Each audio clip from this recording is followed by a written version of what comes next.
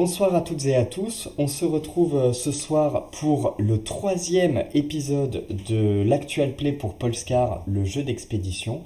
Bien entendu, on va pas faire un très gros résumé des précédents épisodes puisque vous les avez vus, bien évidemment.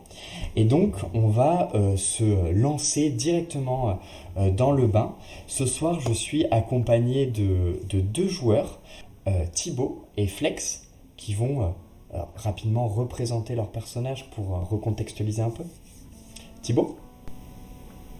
Alors moi c'est Casimir, c'est un Yarkiz exposé de la résistance qui fait une carrière dans la lame. Voilà, c'est un combattant qui a vécu On l'a des vu, choses pas faciles. on l'a vu à la première Qui aimerait bien expédition. voler. Son objectif c'est d'aimerait bien voler. Donc j'aimerais bien que dans ce scénario on puisse voler. Il paraît qu'il y a un pilote avec nous, alors peut-être que... Très bien, et ben nous verrons si nous volerons ce soir, peut-être. Et Flex?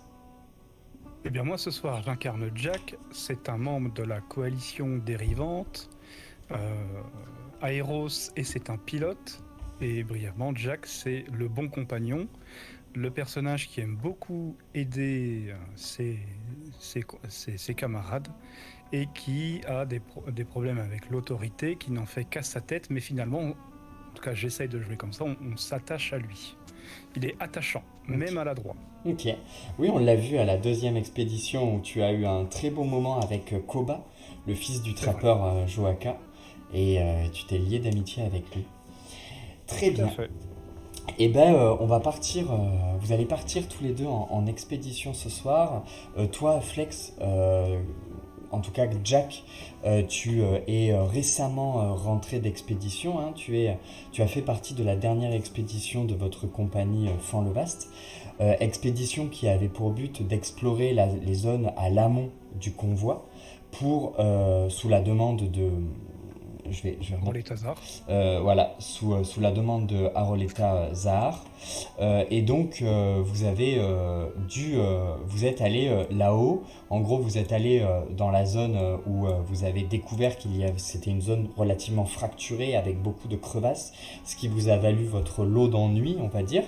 Et vous avez fait la rencontre de plusieurs résistants avec qui vous avez négocié le fait qu'ils deviennent maîtres des bêtes pour le convoi de la lanterne Tout à fait. et qu'il arriverait dans quelques jours.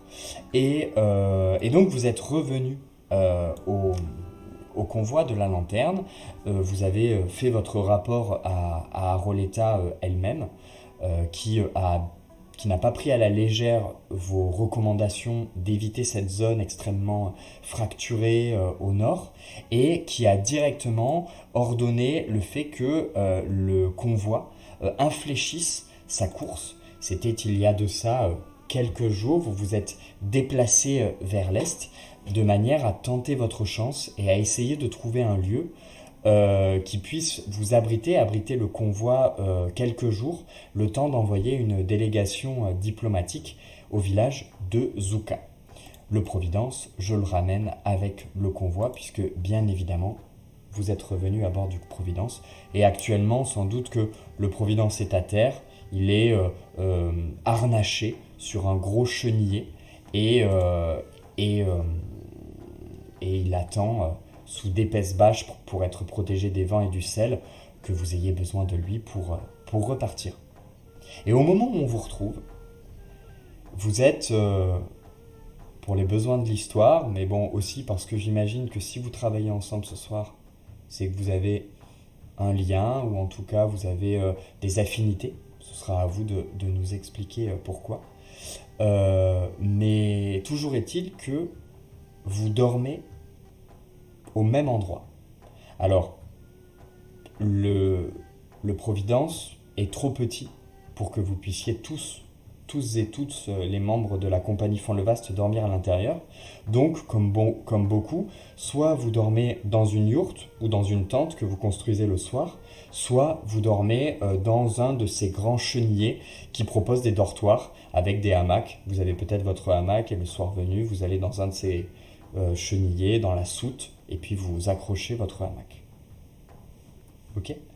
Et vraisemblablement cette nuit, peut-être après une soirée assez festive où vous avez discuté pendant longtemps à la faveur du feu en vous échangeant des souvenirs de vos vies passées, puisque vous êtes tous les deux jeunes hommes, euh, vous vous êtes couchés au même endroit, dans la même soute, peut-être un hamac, enfin les deux hamacs l'un à côté de l'autre pour continuer à parler à la faveur d'une lanterne. Ouais, tout à fait. Peut-être en partageant un calumet ou quelque chose de très discret, tu vois. Si Casamir veut profiter des bienfaits de la vie, tu vois. Comme Allez. deux compagnons qui profitons des dernières heures d'après minuit pour se raconter des choses philosophiques, pour s'endormir, voilà, paisiblement. Vous discutez quand même pendant Mhm. un long moment. Vous voyez pas les heures défiler puisque il n'y a pas d'horlogerie à proprement parler. Voilà.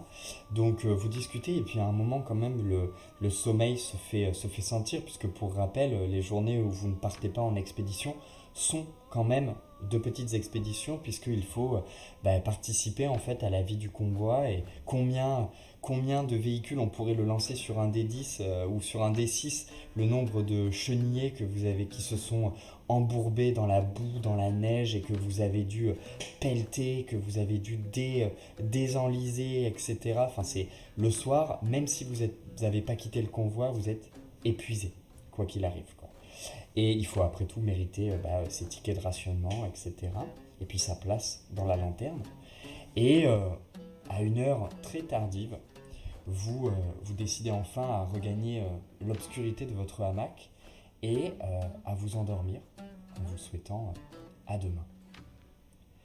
Vous dormez relativement bien.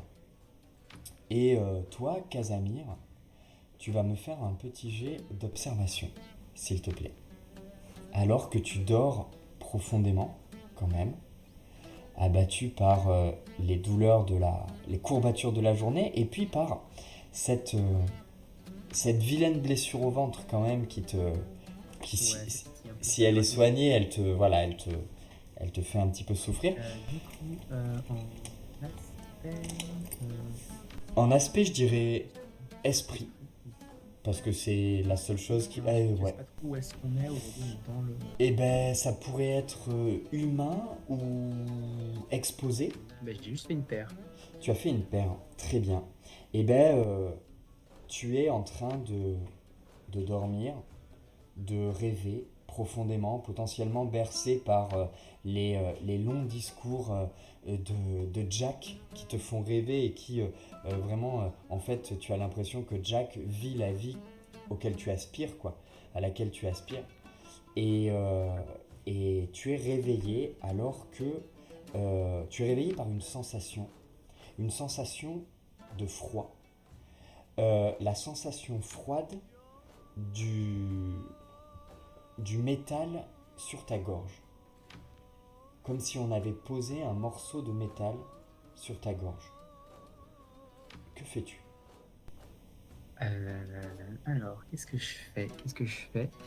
Je sens ça. Tu sens ça, tu sens une présence au-dessus de toi et tu sens l'odeur un peu, tu sais, l'odeur d'un vieux gant de cuir. Tu sens l'odeur d'un gant de cuir qui vient vraiment se poser presque sur ta bouche, quoi. Et bah, je vais essayer de me débattre, enfin pas de me débattre, mais je vais essayer de saisir la main, enfin saisir l'arme, désarmer la personne Ok, j'imagine tu qu'il y a ouvres un- les yeux ou pas? Est-ce que tu Non, sans ouvrir les yeux. sans ouvrir les yeux? Ok, et ben tu vas me faire un petit jet de mouvement si tu veux vraiment te débattre, enfin, ou te mouvoir, ou de combat si tu veux plus saisir sa main pour tenter de le maîtriser, quoi. Plutôt le saisir sa main et combat, je pense. Ok. Et on n'est pas les bonnes personnes à qui faire les poches. On a quelques Proiska qui traînent dans le fond de nos poches. Foutez-nous la paix, s'il vous plaît. Et pour l'aspect secondaire aussi, la même chose. Là, l'aspect secondaire, je vais même te l'imposer. Ce sera exposé. Donc, ça fait 5, 6, 7. Et tu vas le lancer avec le dé d'adrénaline, s'il te plaît. Si tu veux, si c'est plus facile pour toi, je peux le lancer à ta place. Vas-y, lance sur la place. Très bien. Le dé d'adrénaline fait 3. parce que tu es réveillé en pleine nuit, tu sens clairement que la personne qui est au-dessus de toi a des tendances, un J'ai comportement fait un belliqueux. fou ou un brelan, enfin, je sais pas, c'est un triple et une paire. Un triple et une paire, ok, très bien. Tu, euh, donc tu vas pour lui maîtriser la main, on est d'accord? Ouais. Ok. Et donc du coup, est-ce que dans ton full, tu as fait un 3 ou pas? Tu as fait un double ou un triple 3? Non, j'ai pas fait de triple 3, j'ai fait un triple 2 et un double 6. Ok, tu l'avais fait avec quel aspect? Corps, cœur ou esprit? D'accord. Le corps? Ok, très bien. Donc au moment où tu vas pour le maîtriser, tu sens immédiatement déjà la lame qui était vraiment posée sur ta gorge, qui en fait, du fait que tu fasses ton mouvement, il n'hésite pas à mettre une pression au niveau de ta gorge et il commence à t'entailler la peau au niveau de la glotte. Tu subis déjà une blessure. D'accord? Ça, c'est la blessure liée à ton adrénaline. Donc, comme ça. Est-ce que tu continues à te débattre? Parce que vraiment, il vient poser sa main, enfin, il vient poser sa lame sur ta gorge et tu sens qu'il Oui, je commence. continue. Tu continues, ok. Tu, Oui, je continue. tu saisis sa main, tu vas pour le maîtriser et tu sens effectivement que ta clé de bras prend, ok. Tu vois que tu t'arrives à. Tu peux le maîtriser. Pour l'instant, tu n'as pas ouvert les yeux, tu m'as dit, hein. Ok. Et tu vois que tu arrives effectivement à saisir son bras et à commencer un mouvement pour lui faire une clé de Je peux bras. les ouvrir parce que l'objectif c'est de le prendre par surprise. Ok. Je les ouvrais pas avant. Ok.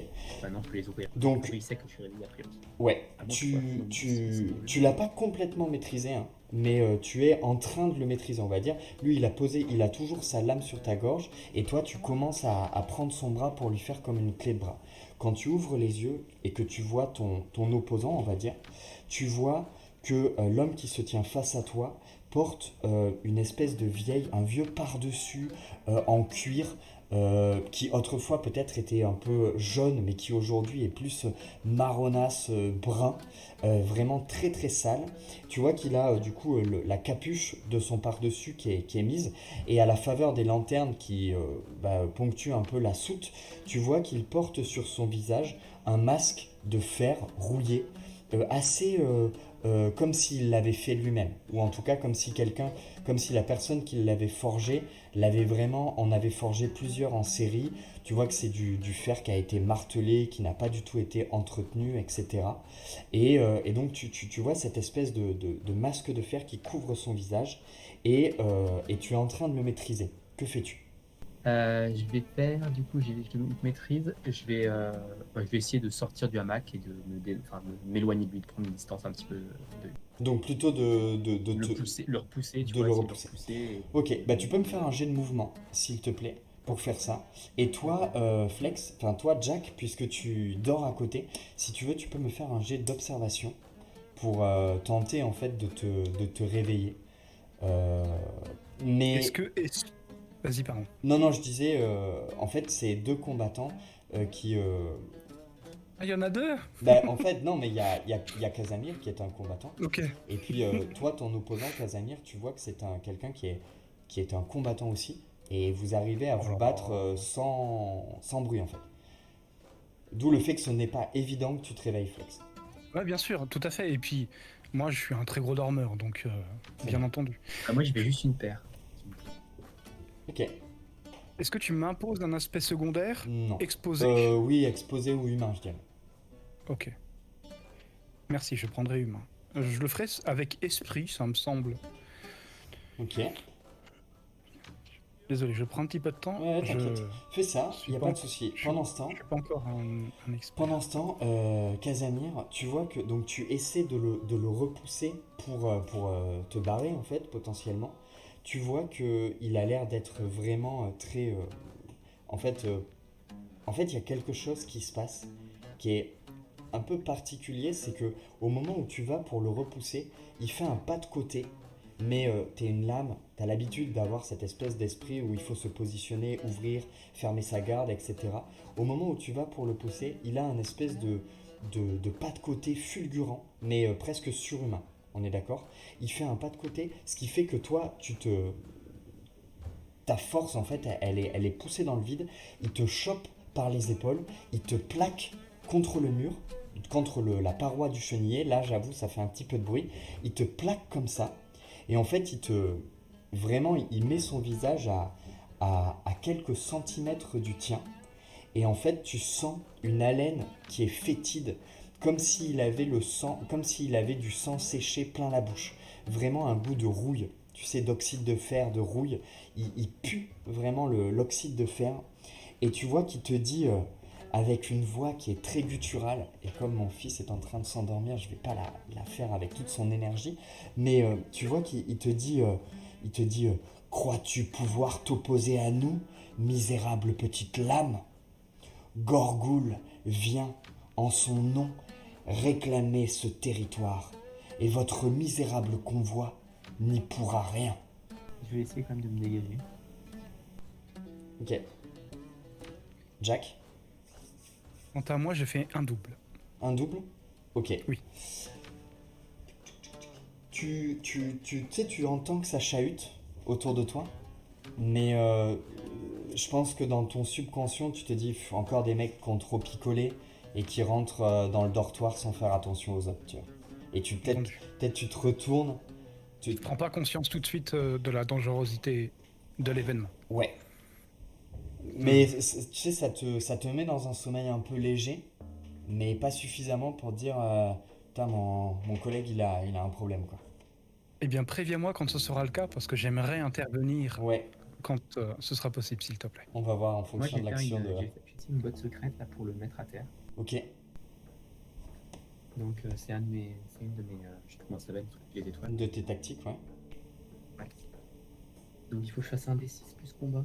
Ok, Une fois par épreuve. Un résultat de 4 ou plus, ça fonctionne. Donc, croisez-y. Oui, j'ai fait 4. ok. Et donc, du coup, je vais faire à terre, projeter une menace de votre zone d'action au sol, incapacitante, et infliger lui une fatigue. Stylé, très bien. Ok, Donc donc là, je fais une botte secrète, il me tient bien, et du coup, je sens que voilà, j'arrive à dégager une main, et du coup, je lui donne un coup je lui donne un coup bien violent dans la rotule, un petit coup de poing fulgurant dans la rotule, pour possible de faire et de pousser, pour pousser à terre. Ok, et ben c'est une tactique, donc c'est cinématique. Effectivement, tu fais ça. Je pense que Jack, au moment où cette espèce d'homme assez massif tombe au sol, peut-être même il s'empêtre un peu dans ton matelas, Jack. Donc tu sens que ça chahute, comme si un homme bourré était venu, il avait confondu son hamac avec le tien. Donc bien sûr que tu peux te réveiller. Et toi, Casamir, tu te retrouves avec cet homme qui chute sur le sol. Du coup, il est incapacité, donc tu le maintiens au sol. Comment tu fais? Enfin, Bah ouais, alors ça dépend, est-ce que j'ai mon sabre proche de moi? je pense que tu as ton sabre pas trop loin. Ok, bah je vais plutôt récupérer mon sabre. Ok, Je veux qu'il soit à terre pour ok. récupérer mon sabre. Tu vois qu'il a été un peu choqué de cette espèce de mouvement là qui fait que tu l'as plaqué au sol. Il est tombé de tout son long. Il tousse un peu à travers son masque de fer. Jack, que fais-tu? J'ai pris conscience de la situation. Moi, je suis pas du tout un combattant, donc je sais pas me battre. Je sais pas faire de l'intimidation. Je sais pas faire tout ça. Et c'est un vrai art en plus les arts martiaux. Donc moi, je vais réagir instinctivement, c'est-à-dire je vois mon compagnon avec un colosse qui n'a l'air d'aucun d'entre nous, qui est un étranger par rapport à notre convoi. Eh bien, je vais regarder, je vais prendre une poêle qui traînait sur un poêlon, et puis tu sais, arriver derrière et puis essayer de lui donner un coup dans la tête. Tu sais, je sais faire que ça. Ok. Et ben tu peux me Grosso faire quand même modo. un jet de combat avec Ok. l'adrénaline, puisque faire ça même enfin particulièrement pour un non-combattant, ça, t'as le cœur qui tape quoi. Au réveil Tout à en fait. plus. Et j'aimerais le faire avec cœur parce que là, c'est vraiment pour protéger mon ami que je fais ça, parce qu'en normal, l'idée ne me viendrait absolument pas en tête, Ok, très bien. si ça te convient. Ouais, ça me va parfaitement. En aspect secondaire, humain pourrait convenir. Ouais, très bien. Très bien. Le dé d'adrénaline, si tu veux le lancer, tu peux te faire plaisir. Ouais, je le lance et ce sera un 4. Oh, j'ai fait un double 4. Parfait, très bien. Donc je le garde parce que j'ai rien d'autre à côté. Donc Tu valides comme un je double. fais je valide un double, et en plus, comme c'est le dé d'adrénaline, a priori je réussis à maîtriser, si j'ose dire. C'est Alors, ça l'adrénaline? Ça c'est clair, tu maîtrises ton adrénaline, c'est sûr. Par contre, tu valides un double. ce qui C'est n'est pas suffisant. clairement pas suffisant, même s'il Ah oui. est, en fait, même s'il est incapacité, tu vois que c'est un colosse. Et peut-être que tu viens frapper, tu le frappes où? Tu essaies de le frapper où? Ah, tu sais, sur la tête, sur son masque de fer, en fait, je m'attendais à l'assommer et finalement, tu sais, c'est la poêle qui se plie. C'est Je me rends exactement compte, ça. et c'est ça, tu vois, et c'est lui le colosse, c'est pas moi. Hein. C'est exactement ça. Tu le frappes et en fait, ça te limite, tu mets tout ton poids et ça t'engourdit la main alors que Mm. ça résonne. Tu entends dans le dortoir que ça commence un peu à gueuler en mode ouais, c'est pas fini ce bordel, les soulards dehors, etc. Enfin, tu entends que ça chahute un peu. Les gens restent quand même dans leur hamac parce que le temps de sommeil est trop précieux, quoi. Et tu vois ce gars qui, ok, certes, il est incapacité, mais il commence difficilement, en étant sur le dos, à ramper pour se diriger potentiellement vers la sortie la plus proche, quoi. Casamir. Eh bien, Casamir, il va s'enfuir. Qu'est-ce qu'on fait? Moi, j'essaie de le. Je lui donne un coup de sabre. Hein. Ok, On va pas faire dans la finesse. Hein. ok. Tu lui donnes un coup de sabre, très bien. On va viser les jambes. Ok, il est incapacité, tu es une lame, je ne te fais pas faire de jet. Rappelle-moi les dégâts de ton arme, s'il te plaît. 2 dégâts perforants. Ok, 2 dégâts perforants. Est-ce que tu lui fais tu lui infliges tu veux vraiment l'embrocher? Non, du coup, je vise plutôt les jambes pour essayer de le rendre un. Enfin, si je lui coupe un tendon ou un truc comme ça, a priori, il ne mourra plus, et ce sera plus trop une menace. Ok, On pourra ben, l'interroger. étant donné qu'il est incapacité et que vraiment il n'a pas l'air d'être vêtu de plus qu'une peut-être une tenue de cuir épais ou quelque chose comme ça, juste en venant balayer d'un coup de sabre sa jambe, effectivement tu lui sectionnes limite une partie du mollet ou en tout cas tu vois il s'était remis sur le ventre pour ramper comme ça et tu viens vraiment lui sectionner le tendon. Ça commence bien sûr à pisser le sang. Tu vois qu'il ne crie pas. Il n'a aucun hurlement. Il a juste peut-être un et il continue à ramper vers la C'est sortie. ça. Là, je vais lui sauter sur le dos pour l'immobiliser. Ok. Il a encore son couteau ou pas? Ouais. Est-ce qu'il a encore son couteau? Un des 6. Non, son couteau est tombé à terre au moment où tu l'as plaqué au sol, où tu lui as fait ta botte secrète. Son couteau a volé non loin, mais pas dans sa direction, quoi. Et Bon, bah, du coup, je vais le plaquer au sol pour lui enlever son masque. Tiens. ok. Tu le plaques au sol, il est sur le ventre, donc tu viens par-dessus lui, tu lui retires son masque. Tu sens comme si son masque, alors on va pas dire qu'il était fixé assez cher, mais en tout cas, ça fait longtemps qu'il l'a pas enlevé, quoi. Tu vois son masque est maintenu avec des lanières de cuir épais, il faut vraiment arracher son masque. Et du coup, tu lui enlèves son masque. De la vision que tu en as, puisque tu es au-dessus de lui, tu vois un crâne, puisque tu as enlevé aussi la capuche, tu vois un crâne dégarni, quelques cheveux vraiment hirsutes, mais vraiment très, très sales. Et tu vois pas mal de scarifications visiblement il s'est lui-même infligé, des petites entailles qui marquent la peau de son crâne et qui semblent dessiner des reliefs, des symboles que tu ne comprends pas, des symboles géométriques. Il a quelle tête? C'est un humain? Ouais, c'est un humain, c'est un humain. Si tu retournes son visage, tu vois que c'est un humain qui a vraiment les traits, il est très blême, comme s'il ne voyait jamais la lumière du jour. Et tu vois que à la commissure de ses lèvres, euh, sous ses narines et à la commissure de ses yeux, il y a comme un liquide qui a coulé et qui aujourd'hui a coagulé et qui semble être un mélange de larmes, de sang et de rouille qui a coulé et qui aujourd'hui est coagulé à la commissure de ses yeux et de ses lèvres comme ça. Et il te regarde, les yeux vraiment révulsés, un iris bleu, une pupille complètement dilatée, et il te regarde comme ça, il tente de te saisir, mais vraiment il a le regard désespéré d'un fou, et il te dit, il arrive, vous êtes perdu. Qui ça arrive? Lui, lui seul. Et tu vois qu'il commence à se tirer les yeux, à se griffer le visage et à se mettre un peu dans une espèce de catatonie. Il arrive, il régnera bientôt sur un horizon de rouille. Et tu vois que son rythme cardiaque augmente. C'est pas lui, je sais pas qui c'est lui. Et toi, tu viens faire quoi ici? Tu vois qu'il a vrillé, quoi. Ok, bon. Bon, la tension semble redescendre un petit peu, bien qu'elle persiste. Et je te rejoins, Casamir. Et moi, la chose qui me saute aux yeux, c'est que tu saignes, Casamir. Là. Et je te donne quelque chose. Enfin, je dis, ça va aller. Ça va aller, ça va aller. On c'est qui ce gars-là?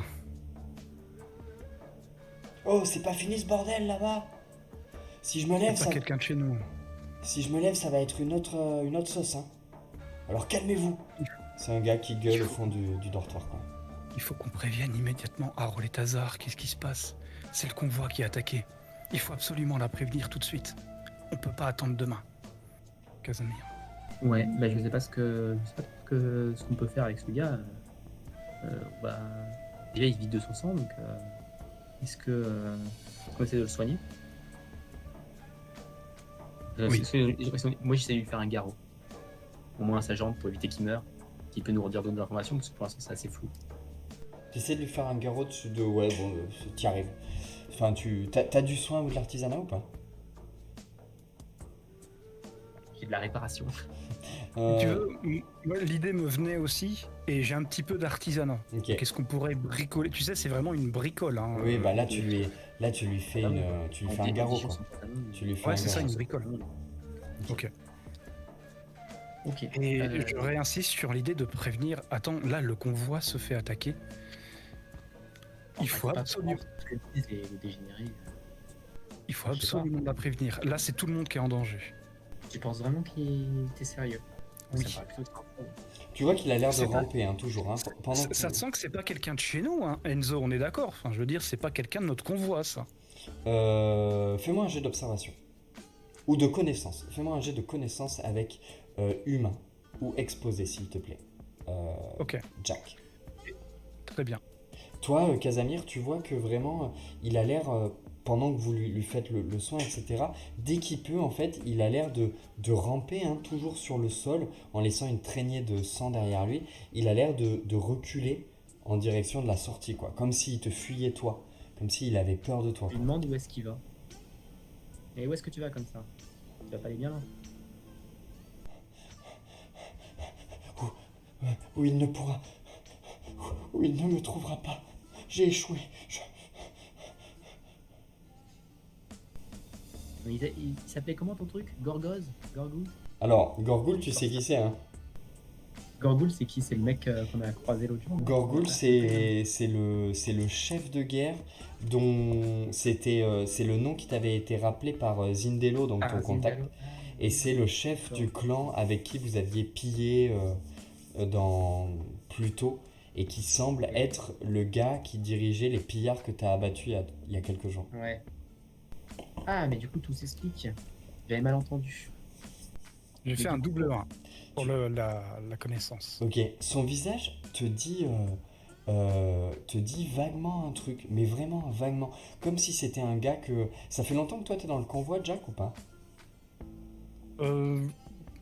Je pourrais pas dire oui ou non, ça fait quelques temps. Quelque temps. Bah, Il est probable que je connaisse pas tout le monde. c'est peut-être un gars que t'as aperçu une fois, enfin en tout cas, bien sûr pas le masque de fer, mais son visage, ça te parle un peu, ses yeux surtout, ses yeux bleus cristallins, mais comme si tu l'avais vu une fois, puis tu l'avais plus revu, tu t'es peut-être demandé s'il avait quitté le convoi, enfin tu l'avais aperçu, quoi.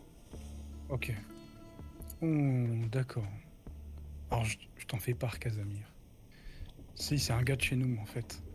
Son visage me dit quelque chose. Ouais, il a mal tourné. Du coup, il vient pour... oui, bah, j'ai buté ces gens. C'est ceux qu'on a tués l'autre jour. Donc c'est normal qu'ils nous attaquent, nous. Moi en particulier. Mais je ne sais pas comment ils ont pu l'apprendre que c'était moi. C'est ça qui est étonnant. Euh, Tu entends, donc oui, je vais être un peu plus sérieux. au fond du Là, dortoir, au fond du dortoir, tu entends un gars qui vous dit, oh les gars là, soit vous vous cassez, soit je vous cogne. Je dis, viens voir, allez, va, ramène-toi. non, non, non, non. On va dehors. Et viens, il faut qu'on s'en aille de là. Il faut qu'on aille voir quelqu'un. Oui, bah, Si, par exemple, le mec qui nous si emmerde. des gens qui veulent s'en prendre à toi, ils vont s'en prendre au convoi. Tout le monde est en danger. On fait les choses correctement, Casemir. Il faut qu'on aille prévenir les responsables de la lanterne. Est-ce qu'on peut traîner le mec dehors? Oui, bah, après, tu sais, on le traîne et puis on va.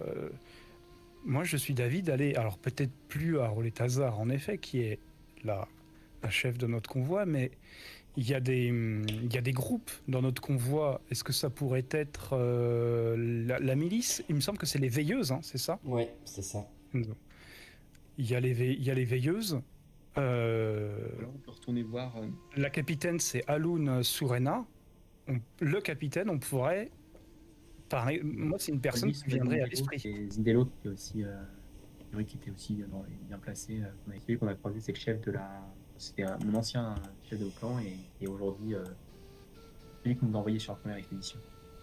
Lui, dans la lanterne, c'est. Je sais pas ce qu'il est capitaine. Enfin, Lui, c'est un des gars qui est chargé de mettre en place la surveillance La sécurité, extérieure la surveillance autour. la Bah, nuit. c'est parfait. Voilà, ça c'est parfait parce que là, il y a une menace extérieure qui va arriver. C'est merci Casamir d'avoir suggéré ce nom-là. Tu peux nous mener à ce gars-là? Ouais, on va le retrouver. Très bien. On met le gros tas sur une brouette. Ouais, sur un traîneau, sur une brouette, quelque chose comme ça, tout à fait. Oui, oui. Là, c'est urgent de toute façon. Ok.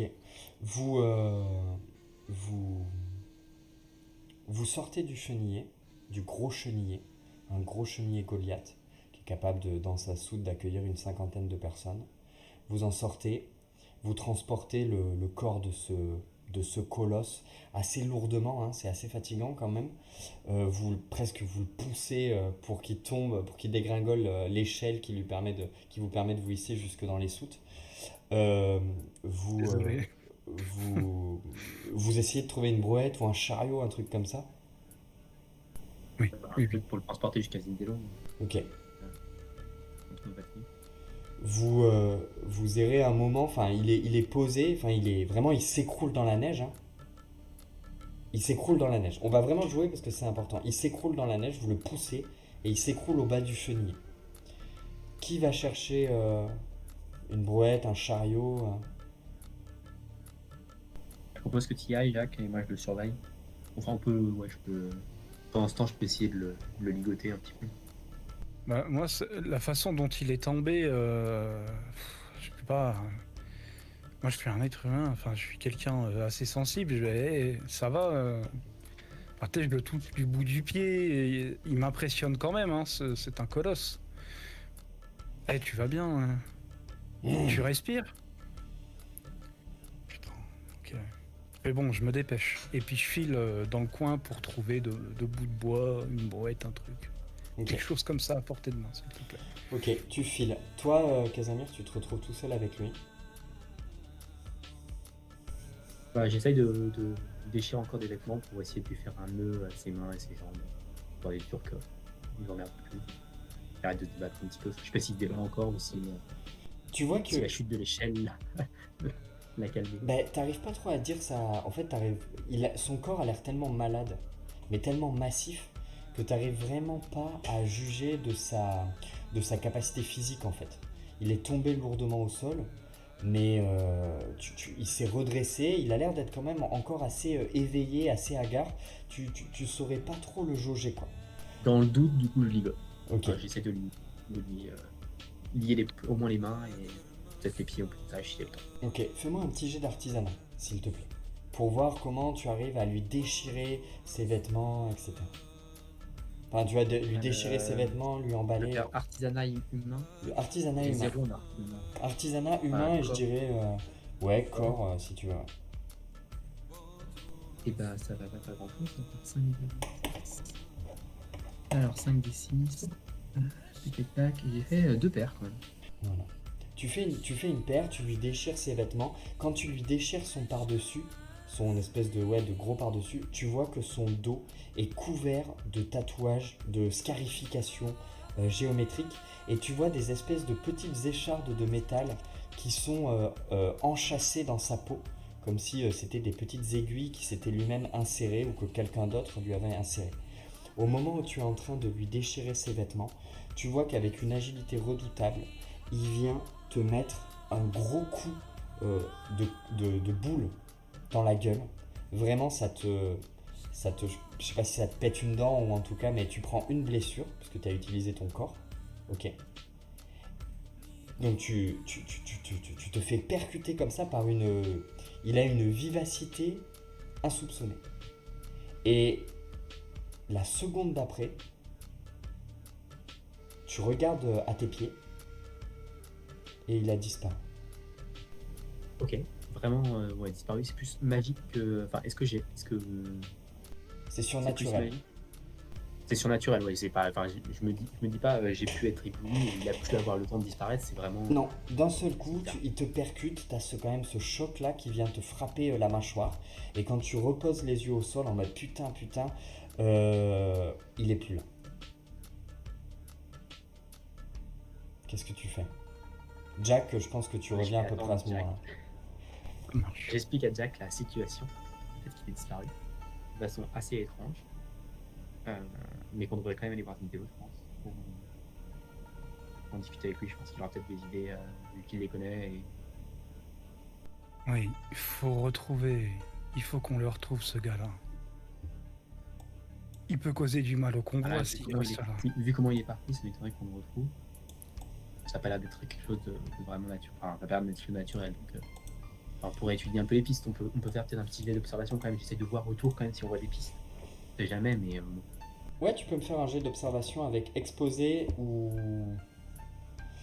Cryos pour voir si dans la neige tu alors arrives à trouver des. exposé et après en aspect, je peux faire corps ou non Je dirais plutôt esprit là quand même. Ouais. Suite des traces, Esprit, etc. exposé, observation. Ok. Jack, soit tu peux faire le même jet, soit tu peux l'aider. Comme tu veux. L'aider, ça me coûterait quelque chose? Une détermination. Non. Ok. Pas pour... Désolé, il n'y a pas... t'as juste une C'est paire. l'enjeu, le plan. Tu as Juste fait, une paire. tu as fait une paire, ok. Tu vois effectivement qu'à l'endroit où il était, là, à l'endroit où il est tombé dans la neige, vraiment la neige qui est une croûte glacée hein, et vraiment à percuter, ça a fait comme un trou hein, presque. Et tu vois que à l'endroit où il s'est visiblement, tu distingues une direction. Tu vois, c'est pas lourd que tu perds assez rapidement entre les tentes. Mais tu vois comme une, tu vois qu'il est que On va suivre quand même les pas. en fait, tu vois qu'il ne s'est pas téléporté. C'est ça que je veux dire. Ok. Voilà. On voit qu'il est parti. Il n'y a pas eu de téléportation au sens il était là, puis d'un seul coup il était plus là. C'est juste qu'il... Oui, avec la neige en plus, c'est assez facile. Ouais, il semble vraiment être devenu invisible ou un truc comme ça, mais par contre son corps s'est déplacé dans la neige. Bah, je vais suivre les traces. Ok. Vous suivez les traces pendant un long moment, comme s'il avait marché à pas déterminés à travers les différentes tentes du convoi. L'un d'entre vous, celui qui mène la piste, va me lancer un D6, s'il vous plaît. Vas-y, Casamir. Bon, J'ai fait 4. pas très longtemps. Tu perds la piste. À un moment au milieu des tentes, comme si les traces avaient été balayées par le vent, ou comme si d'autres personnes étaient passées, ou comme s'il avait emprunté un endroit qui était très très fréquenté, où vraiment la neige était tassée. Puis tu suis une piste, ça mène à une tente. La tente, tu la connais, c'est un gars respectable, etc. Tu dis non, mais c'est pas là. Et puis tu retournes sur tes pas, tu sais plus, tu perds la piste. Alors, Casamir, ça dit quoi? Ah, rien du tout. Et ben on va aller voir Lindéo et on va lui dire qu'il y a un mec bizarre qui se trouve dans le camp et puis qu'on va lui parler un peu de ce Gorgo, peut-être qu'il a des infos, peut-être qu'il y a ces éclaireurs ont des choses. C'est quoi cette histoire avec Gorgoul? C'est un chef de clan, c'est juste un chef de clan Gargué. Rien de bien spécial. C'est juste que les deux gars trois gars qu'on a tués l'autre jour, C'est des mecs de ce clan-là. Et tu le connais, Gorgoul? Je travaillais avec lui à une époque. Ah, on a travaillé ensemble, on a fait quelques expéditions avec mon ancien clan et eux. Quand j'étais petit, hein, c'était il y a des années. Euh, mais voilà, moi, Gargoule, je le connais pas plus que ça, mais je me rappelle même plus de sa tête. Mais voilà. Sans plus les connaître, Zindello, il les connaît peut-être un peu mieux que moi, parce qu'il était déjà chef de clan à cette époque-là, donc il était un peu plus âgé, il avait plus avec eux, mais moi. Donc peut-être qu'il aura des idées. Et On n'a pas vu leur emblème de clan, une espèce de truc avec les dents moches. Ouais. Il y avait pas sur lui. Lui, il en avait pas sur lui. Non. Et le masque, il est toujours, on l'a récupéré. Oui, le masque, tu peux l'avoir dans les mains. Je l'ai pas Ouais, dessiné, ouais. Ouais, ok. mais oui, Ok. c'est un masque de fer qui est très très rouillé. Voilà. Et bah du coup, moi je vous propose qu'on aille voir Zindello, si t'as d'autres idées. Mhm. Et peut-être Vous après êtes, voir les veilleuses aussi. vous vous êtes quitté en quel terme avec Gorgoul? Oh, je me sens que c'était bon terme, c'était question bon terme. On était plutôt amical. Mais du coup, ça veut dire que l'expédition que vous avez menée il y a quelques jours, ils ont réussi à remonter votre trace? Ah non, je pense que ça n'a rien à voir. Ça n'a rien à voir. On les a recroisés juste comme ça. C'était plus. Je pense que c'est plus une coïncidence qu'autre chose. Enfin, à moins qu'il y ait quelque chose, mais pour moi, c'est plus une coïncidence parce que je les ai pas. Attends, c'est une grosse coïncidence, Casamir. Il y en a plein des clans. Croisés. On peut se recroiser, ça arrive de se recroiser entre clans. Et comment il s'appelle ce clan-là? Le nom du clan. Ce serait pas les Bouzouki à tout hasard? Je sais plus si on a le nom du clan, s'il nous l'avait donné Zindello. Je m'en rappelle plus. Quand il te dit Buzuki, ça te parle. Ok. Oui, ça va tout être ça. J'ai une très mauvaise mémoire des noms. Bouzouki? Attends, c'est pas possible. Joaka, le maître des bêtes, celui qui arrive dans quelques jours, c'est un ancien aussi des Bouzouki. La personne qu'on a croisée avec lors de notre expédition, ce que je t'ai parlé hier soir, on devait aller au nord de notre position il y a quelques jours pour voir si on pouvait poser la lanterne afin de trouver un endroit abrité des vents. Et on a rencontré une famille de 3 personnes, Joaka étant le père de cette famille. Ce sont des bannis ou des exclus des Bouzouki. Ça se rend pas compte, pas du coup. Effectivement, ça fait beaucoup de coïncidences. Et on avait compris que les Bouzouki avaient vécu récemment un bouleversement tribal, puisque le chef de clan avait brisé quelques traditions, ou en tout cas n'était plus aussi populaire. D'accord, donc Gorgoul serait plus populaire parce que Et Gorgoul, c'est le nouveau chef, c'est ça? Je sais pas, c'est le nouveau chef, c'est l'ancien chef, ça je sais pas. Nous c'était l'ancien. Alors moi c'était l'ancien chef plutôt, on ferait peut-être un micro, non? Ah, ça sent pas bon cette histoire. Vous discutez de ça en cherchant Zindello? Ouais, c'est ça, tu vois, moi je te suis, je sais, peut-être que je pense qu'il doit y avoir une caserne ou une hutte qui est destinée à ce gars-là, mais Alors, c'est pas des gens que je connais personnellement. si vous croisez une sentinelle à un moment qui est en train de faire une patrouille, etc., vous lui demandez où est Zindello, il vous dit que ce soir Zindello il est pas de mission, il bosse pas, mais que si vous avez besoin de le voir, il est sûrement en train de s'amuser. Il te dit ça comme ça, près du cœur, le cœur étant ce grand feu de joie qui brûle toute la nuit au cœur du convoi. Donc pour rappel, le cœur c'est le grand brasier qui est allumé chaque soir pour réchauffer le convoi. Ensuite il y a la chair qui est composée de toutes les huttes et de toutes les bêtes, etc. Et ensuite on a l'armure qui est composée de tous les chenillers qui sont mis cul à cul pour former un rempart face au vent. Et donc il vous dit oui, au cœur sans doute vous le trouverez, mais à cette heure-là je sais pas dans quel état il sera, hein. Ni avec qui il sera d'ailleurs. Bon, bah, on va essayer d'aller voir là-bas. Il a raison de profiter.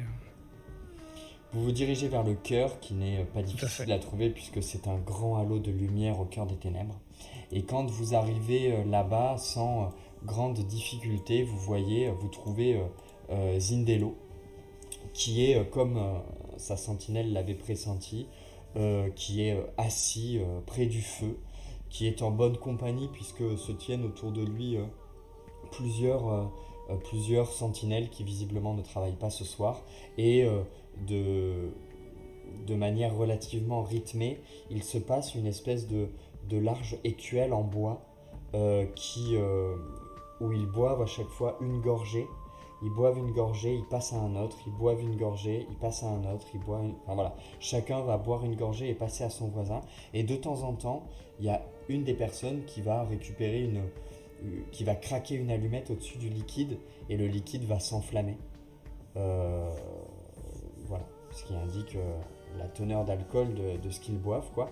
Et pour ceux qui ont au moins un en exposé, alors au-delà de ça, c'est une pratique savoyarde, mais pour ceux qui ont un en exposé, vous savez que c'est un peu comme de l'agnole, si vous voulez, et le fait de l'enflammer, ça décuple un peu l'éthanol, ça décuple la teneur d'alcool, et c'est pour se réchauffer, pour s'enivrer vite.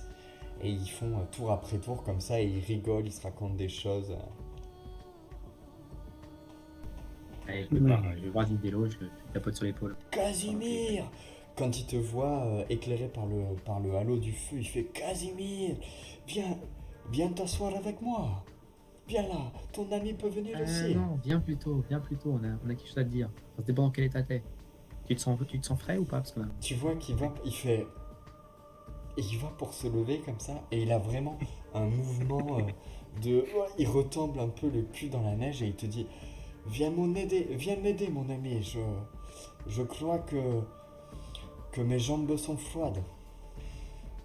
Allez, je le prends par le bras, je le prends bras dessous là, j'essaie de le soulever. Comment vas-tu depuis la dernière fois? Pas très bien, on a rencontré, on a fait des mauvaises rencontres. Encore? Mais Voilà. tu attires, Oui, encore. tu attires les mauvaises rencontres. Des fois, tu m'envoies vers les mauvaises rencontres. C'est vrai, Hein? c'est vrai. Mais tu sais bien les accueillir. Oui. Celle-là, en l'occurrence, elle s'est échappée. Et comment s'appelle ton ami? Je ne l'ai jamais vu, ce gringalet là. Ça, c'est Jack, c'est un pilote de. Tu vois qu'il vient et il te sert, donc vraiment c'est un mec vraiment immense. Alors là, il a pas sa carabine, il a pas ses lunettes d'aviateur, mais il a sa grande chapka qui est vissée avec cette espèce de croissant de lune qui est percé en brochette, cette broche en croissant de lune qui est perchée sur sa chapka. Et tu vois que vraiment il vient et il te sert, il t'accole, il pue l'alcool, mais il t'empoigne, quoi.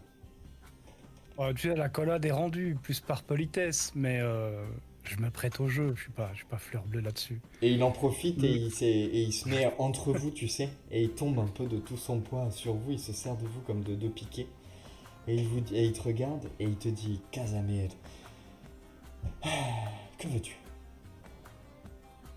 Est-ce que tu as vu des choses étranges concernant le plan Gorozuki qu'on a rencontré l'autre jour? Est-ce que tu as tes éclairs qui ont apporté de nouvelles choses à ce niveau-là? Est-ce que tu as trouvé d'autres personnes du même clan? Parce que, autre que les 3 qu'on a tués l'autre jour. Tu vois qu'il a un moment un peu de vide et puis il dit mais la dernière personne qui m'en a parlé, c'est toi. Les choses, il se passe pas grand-chose ici, hein. Et On a croisé un autre aujourd'hui, tout à l'heure, qui a essayé de me tuer dans mon sommeil, quand je dormais. Et qu'a priori, du coup, il est dans le convoi. Zindello, désolé de t'apporter d'aussi mauvaises nouvelles à un Et moment a priori, il est pas seul. qui n'est pas opportun. On vient de se faire réveiller par quelqu'un du convoi. Il portait un masque de fer. Il parlait de Gorgoul, du clan Buzuki. Il s'en est pris à Casimir. S'en est passé de très peu. On est vraiment sérieux. Ce gars-là, il est dans le convoi. On ne sait pas ce qu'il veut. l'un de vous va me lancer un D6, s'il vous plaît, pour voir s'il prend la mesure de la gravité. Tu veux que je m'en occupe, Parce Casimir, que cette fois-ci? il vous Allez, regarde vraiment dubitatif, quoi. Je fais 4. C'est au milieu. C'est moyen. Je sais pas. Ok, tu vois qu'il vous regarde comme ça, il a un peu un air de qu'est-ce que vous me soufflez dans le pif là, je comprends pas. Et tu vois que il a l'air de dire écoutez, Ouais. demain, demain est un autre jour. Venez me voir demain, je ne suis pas sûr d'être en état et puis je ne travaille pas. Un petit seau d'eau à côté. Il peut y avoir un seau d'eau. Ouais, à côté d'un feu, enfin, je fais un seau d'eau au cas où. Il n'y a pas grand chose qui Balance un seau crame d'eau dans sur la le tête. là. Ok, ok. Donc tu lui balances un seau d'eau sur la tête et tu vois que d'un seul coup il se ressaisit un peu, il fait oh! Et tu vois qu'il vraiment il te saisit presque pour t'empoigner, presque pour te cogner de nerfs, tu vois, d'ego. Il te prend comme ça, il te repousse, il enlève sa chapka, il la sèche comme ça et tu vois que il te met la main comme ça un peu en mode attends. Il enlève son gros gant et il se met les deux doigts au fond de la bouche et vous entendez un espèce de assez violent. Il se vide quoi. Il s'essuie lourdement la bouche et puis il fait Sans vécu, petite seconde. Pardon. euh, bon, si ça ne peut pas attendre et que ma soirée est gâchée, euh, allons trouver un coin pour discuter. Un Merci coin, de ton écoute, un coin Zindalo. chaud. Et je te promets que on aura l'occasion de remettre cette soirée à plus tard. Mais là, c'est vraiment, vraiment important. Vous m'en Il faut que devez tu une. nous écoutes. Oui. Comme tu m'en dois une fois, Et autour. on ira Alors même nous faire un sommes tour à quittes. la. On ira faire un tour à la miséreuse. On pourra faire la fête là-bas. Vendu. Et il va vous suivre. Vous allez un peu lui faire le topo là-dessus.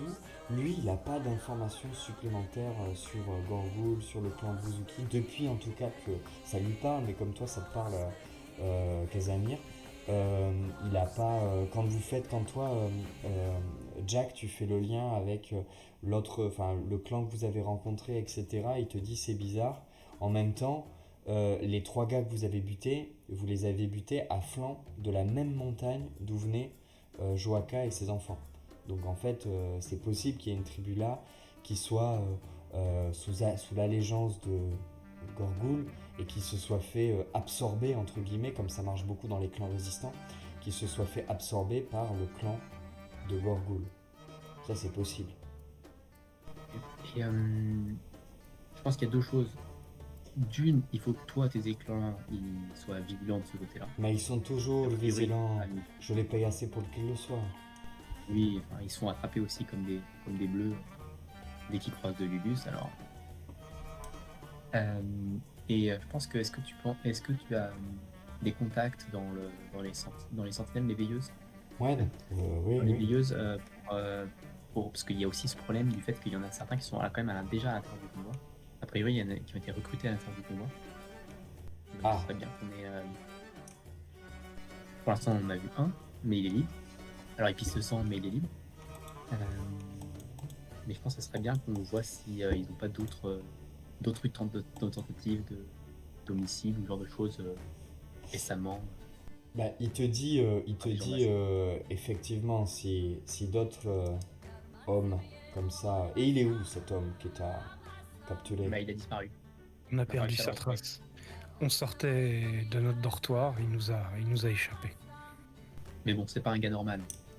Il est parti, il a disparu vraiment de façon un peu étrange. Donc, Comment disparu? je me demande si- Disparu?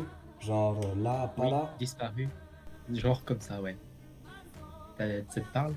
Mais ça me parle quand j'ai bu, ça m'arrive. Un copain, je lui parle, et Mais moi, je puis. suis seul.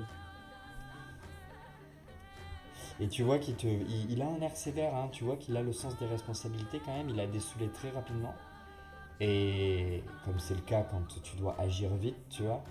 Et il te dit, écoutez, ce soir, c'est trop tard, mais demain, aux premières lueurs, je pense qu'il faudra aller voir le capitaine, Surena, des veilleuses, et lui faire un rapport de l'incident. Moi, je suis chargé de... Et bah quelqu'un de garde ce soir dans les veilleuses. Oui, On va oui, y se recoucher. les veilleuses sont partout, mais le capitaine, il dort. Je suis très agile avec un seau d'eau. Eh ben, je pense qu'il ne réagira pas de la même manière que toi. Que moi. Ok, il n'y a pas un capitaine de garde. Si, des veilleuses, il y en a de garde. Les amis, hein, c'est peut-être le moment aussi pour nous, et surtout pour toi, de se reposer cette nuit. Et je pense que... Moi, tu peux dormir. Eh ben, Parce que viens avec moi te saouler, mon ami. Ça pourrait être une option. Mais en tout Ouais, cas, ouais. je pense qu'aller voir une veilleuse comme ça, ce sera semer la panique, si cet homme est aussi bizarre que tu le dis, et réveiller le capitaine en pleine nuit pour lui verser un seau d'eau sur le visage, c'est te condamner à mort. Et je t'aime beaucoup. Je ne souhaite pas que tu meurs. Ça me touche. bon, la nuit porte conseil. Merci Zindalo pour À tout ça. me coucher, même si je pense pas que je vais dormir. Et encore désolé de t'avoir dérangé au cours d'une soirée. Non, non, pas de problème. Si le danger rôde, je suis là. Si un jour tu as besoin de quoi que ce soit, je fais partie des pilotes du convoi. Tu peux me demander un truc, je serais ravi de te retourner le service, Zindalo. Merci beaucoup. Plaisir. Plaisir. Il est bien, ton copain. Je l'aime bien. Ok, Ok. que faites-vous? Moi, je sais pas si je vais réussir. Vous Vas-y, voyez qu'il pardon. retourne. Non, mais vous voyez qu'il retourne. Il retourne ce coup. Enfin, il retourne Tout à fait. en direction de ses potes, quoi. Voilà, tu vois, avec Kazami, on les mains dans les poches, est-ce qu'on retourne sur nos pas? En tout cas, moi, je sais pas si je vais réussir à fermer l'œil pour le restant de la nuit. Non plus. Je te propose qu'on aille faire un tour dans un bar et qu'on attende les premières lueurs pour aller voir le capitaine des veilleuses. Est-ce qu'on connaîtrait quelqu'un dans le convoi qui serait au fait d'un peu des choses surnaturelles? Oui, ça peut. Il peut y On voit avoir. des gens dans la nuit, je sais pas, Alors, dans la un cour. personnage joueur. Je sais pas s'il y a un personnage joueur qui est- Ouais, tu peux me faire un petit jet de connaissance pour un peu essayer à froid. Enfin, tu vois, vous allez vous caler au bar. Donc, vous allez où? Vous allez à la Miséreuse, j'imagine? Ouais, la Miséreuse, c'est un très bon endroit. Ouais. Ok, donc pour la décrire, Bien puisque que- c'est la Sans- première ouais, fois je suis nul à ça. où vous y allez, la Miséreuse, c'est un endroit, en fait, la Miséreuse, c'est un bar. Faut imaginer que le convoi, la journée, il marche, le soir, il se pose, mais la journée, c'est comme une mini-ville qui se déplace, puisque bah, il y a bien des mécanos, des pilotes, etc., mais ils ont des cars, et quand ils sont pas en train de travailler, et ben ils sont pas obligés de marcher dans la neige, quoi, donc ils peuvent aller dans ces espèces de bars mobiles, et le seul et unique bar, on va dire, c'est ce qu'on appelle la Miséreuse. C'est un lieu c'est le meilleur lieu pour se retrouver dans la lanterne. C'est un peu le lieu de rendez-vous pendant la journée. C'est un bar qui a été construit dans la soute d'un gigantesque cheniller Goliath, un cheniller de couleur bleu nuit. Et c'est vraiment l'endroit où vous pouvez vous délasser. Il y a tout le temps du monde. Là, peut-être à cette heure-là de la nuit, c'est pas le moment où la Miséreuse est la plus fréquentée, mais quoique, il y a pas mal de gens qui sont en train de dormir sur les tables parce qu'ils ont trop mangé, ou trop picolé, etc. Et vous savez que la Miséreuse est tenue par un ciselé qui s'appelle Jitoun et qui est comment dire, quelqu'un qui est plutôt un ciselé assez âgé, plutôt porté sur le commerce, un peu la magouille, selon pourquoi on vient le voir, quoi. Et voilà. Et d'ailleurs, il est là, puisqu'il est rarement fatigué. Et c'est lui, à cette heure-là, qui vous accueille, quoi. Et qui vous invite à vous poser dans une des alcôves. Et qui vous demande ce qu'il vous sert. S'il vous sert plutôt un thé chaud ou s'il vous sert plutôt quelque chose de plus fort. Ouais, pour moi, quelque chose de chaud, s'il te plaît. Merci, Jitoun. Ouais, t'es chaud, c'est très bien. Ouais, du coup, on discute ensemble de savoir si on connaît quelqu'un qui pourrait avoir des informations sur des trucs surnaturels. Ok. Je propose que ce soit Jack qui t'as plus de connaissances que moi, non? La dernière fois, avec Makani, c'est une pilote. Il y avait Marco. J'ai pas l'impression. Et puis le reste de tête, là, comme ça, Je suis pas sûr qu'il y ait de mystique dans votre. je crois pas, en effet. Ouais. Le... Peut-être que dans le... Alors, il y a deux choses. Euh, Dans le convoi, il y a une faction qu'on appelle la Vox, qui sont un peu des prédicateurs. C'est ceux qui... on va dire que les veilleuses, c'est un peu la milice qui est au service d'Aroleta. Et la Vox, c'est les plus fidèles servants d'Aroleta qui sont là pour prêcher un peu sa bonne parole, qui sont un peu là pour... c'est des crieurs un peu publics. Et c'est un peu des prédicateurs aussi, donc c'est un peu des oracles, certains c'est des gitanes ou des diseurs de bonne aventure, etc. Donc ils ont une spiritualité qui est assez développée. Maintenant, est-ce qu'on peut... Dans Polskar, il n'y a pas de magie, donc on ne va pas parler de magicien, mais il peut y avoir parmi eux quelques mystiques. Ça peut Les arriver. diseuses de bonne aventure, tout ça, ouais. Voilà. Et sinon, l'autre faction qui vous tombe un peu comme ça dans l'idée, c'est ce qu'on appelle le consortium d'Azur. En fait, le consortium d'Azur, c'est une guilde de machars, donc de marchands, qui ont rejoint le convoi dans l'idée de, une fois que la lanterne sera installée quelque part, de faire rayonner leur commerce. Et eux, ils sont plutôt spécialisés dans tout ce qui est babioles, artefacts, reliques, tous ces objets passés ou étranges que l'on peut trouver à travers le Polskar. Ok, merci beaucoup pour ces précisions. Et ben pour l'heure, moi j'ai le coup, tu sais, qui retombe après un moment d'adrénaline en pleine nuit dans un réveil. Moi j'ai le coup qui tombe et puis tu sais, j'étends un peu mes jambes, je me laisse aller sur un fauteuil et puis ici, quand Casimir me parle, tu sais, je réponds et puis quand il y a un petit moment de silence, à moins qu'on ait quelque chose à faire, pour moi ce sera tout. Je vais profiter du moment pour bien dormir puisqu'ici, finalement, c'est un endroit que je fréquente beaucoup pour son aspect chaleureux. Je sais qu'il y a Jitoun qui a l'œil ouvert. Et moi, ça me met en confiance pour que mon corps puisse se reposer dans cet endroit-là. Ok. Toi, Casimir, tu vas voir petit à petit Jack sombrer alors que les nerfs retombent, quoi. Est-ce qu'il y a un machar dans le bar Est-ce qu'il y a un machar? de la guilde d'Azur, justement? Oui. Ouais, il y a un machin, ouais. T'as de la chance. Et bah, je vais lui taper la conversation. Ok, tu laisses du coup le corps endormi de Jack Ouais. posé et tu vas le voir. Ok, tu vois que c'est un homme assez âgé qui a l'air d'être là, le regard vraiment perdu dans le vide.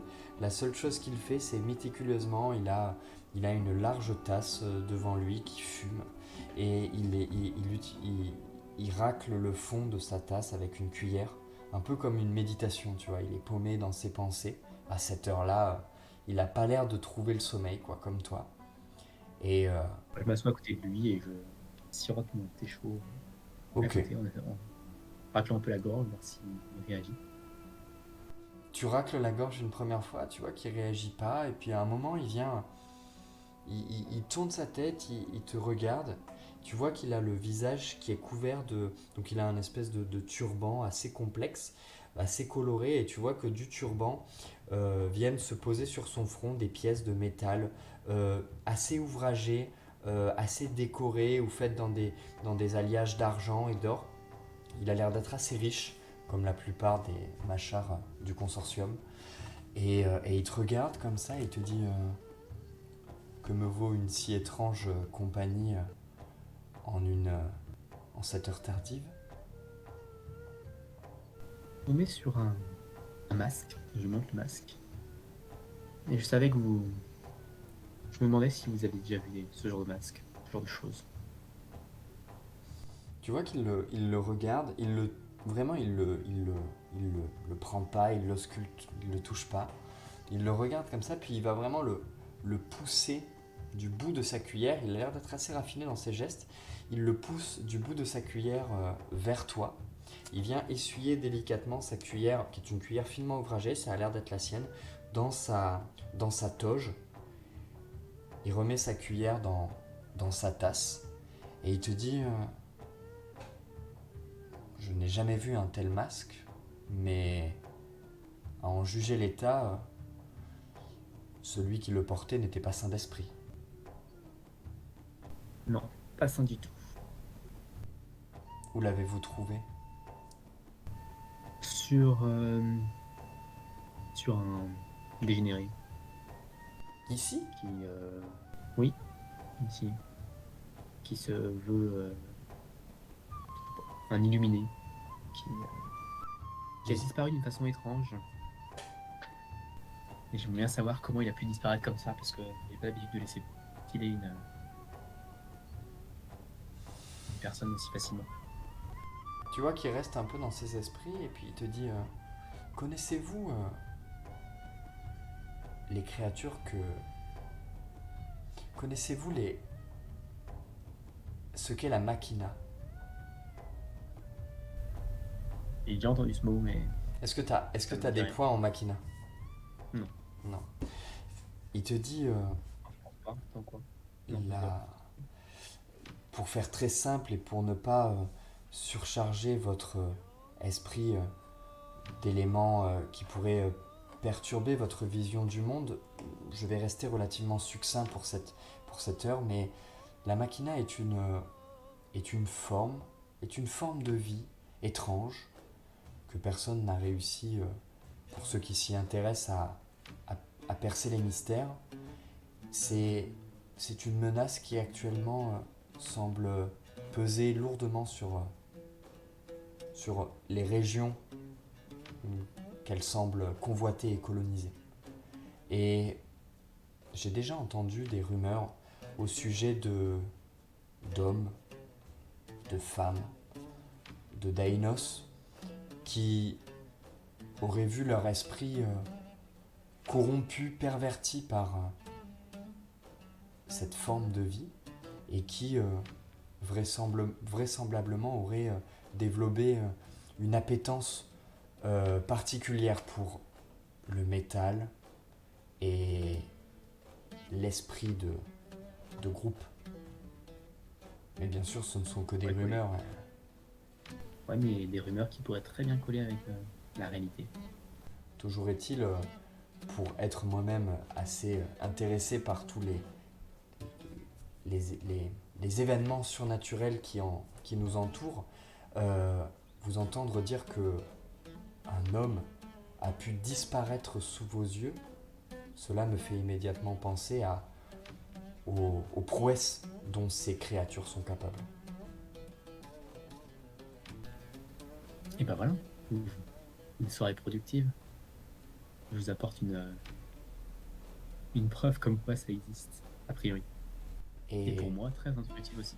J'espère avoir Ça pu m'avance, vous partager quelques-unes de mes connaissances. Votre nom, Et jeune homme? Casamir. Est-ce est-ce que vous savez...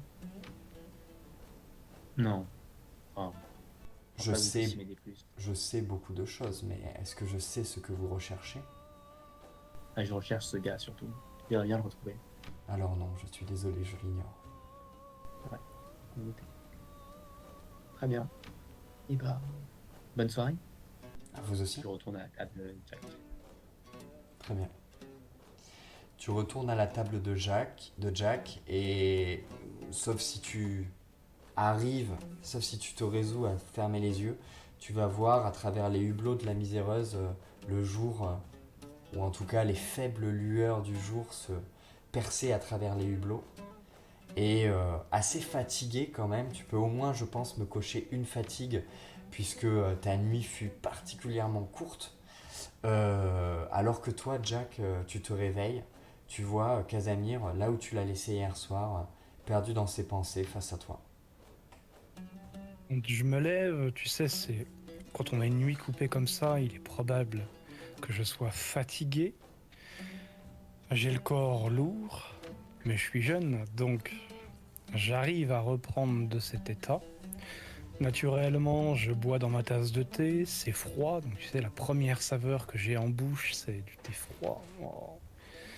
Une journée difficile après une nuit difficile, mais bon, ce qui me motive, là, c'est la lanterne et ce qu'on a vécu. Tu vois, tous les souvenirs de la soirée, de la veille me reviennent en tête, et donc je me ressaisis, et je vois que Casamir, a priori, a veillé, c'est bien cela.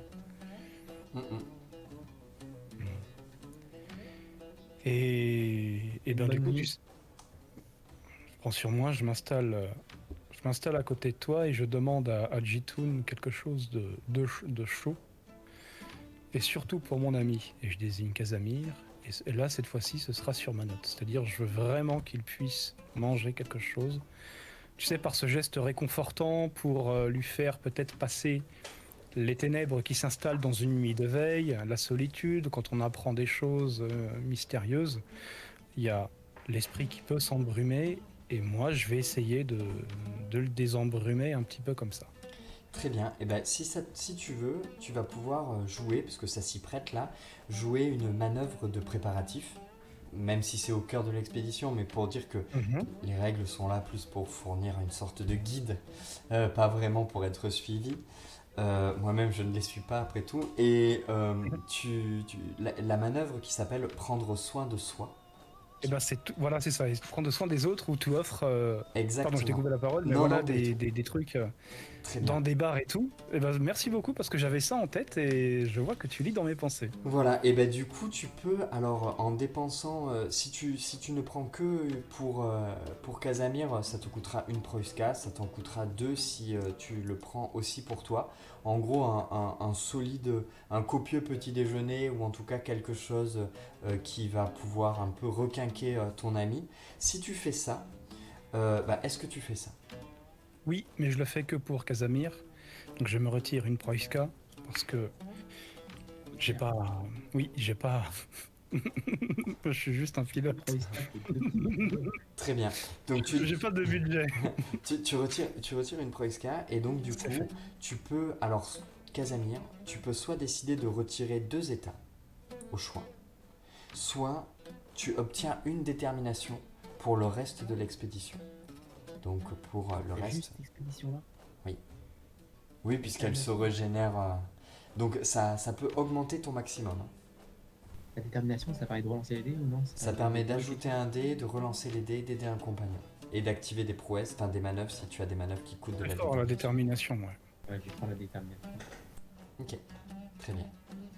Bah, merci beaucoup, Enzo. Et tu vois donc Jitoun qui t'amène comme ça comment dire, un espèce de ragoût, puisque le petit déjeuner, le sucre n'existe que très peu dans Polskar. Donc il t'amène un ragoût de knur fumé qui a vraiment été mijoté à la bière.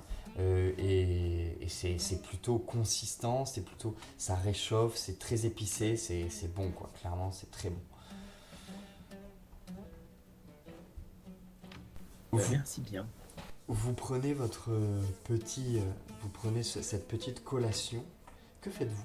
Alors que vous sentez autour de vous, vous entendez, même si la miséreuse est encore inactive, elle est pas en ordre de marche, vous entendez dehors et vous voyez à travers les larges hublots que la lanterne se réveille et que les gens commencent à se préparer pour repartir. Les gens commencent à démonter les tentes, etc. Il va falloir aller voir la capitaine. Je veux pas te presser dans ton repas, hein, Casamir, Ouais, mais je crois qu'il va falloir, ouais. Aller voir le capitaine. et on y va. Ok, Sur le chemin, je lui explique un petit peu ma conversation avec Macha. Très bien. très bien. Vous dirigez en direction de l'endroit qui est plutôt communément admis pour être le lieu où le capitaine des veilleuses qui s'appelle de mémoire. Mince, j'ai mangé Surena Surena, voilà, exactement.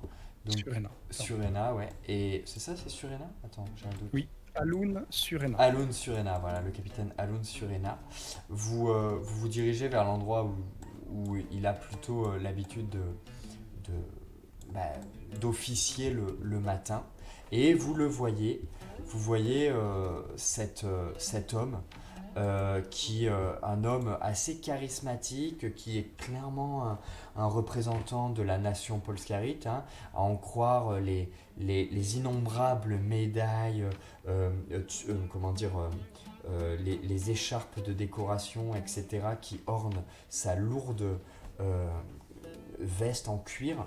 Vous voyez un homme barbu, brun, une coupe relativement militaire, une coupe de cheveux relativement militaire, un visage buriné, et vous le voyez il est perché sur une estrade, il est entouré de plusieurs veilleuses, les veilleuses étant cette milice, ces soldats qui certains sont de formation militaire, hein, qui appartiennent à la voie ardente, donc au bras armé de la nation. D'autres qui sont plus des mercenaires, voilà, qui ont été recrutés, qui ont fait leurs preuves, etc. Et qui se tiennent au pied de cette estrade et qui écoutent le sermon de leur capitaine quant aux différentes prescriptions pour la journée. Au moment où vous arrivez, vous l'entendez dire « Et faites attention aux crevasses. Hier, on a eu 6 chenillers qui se sont embourbés, on a perdu un temps fou.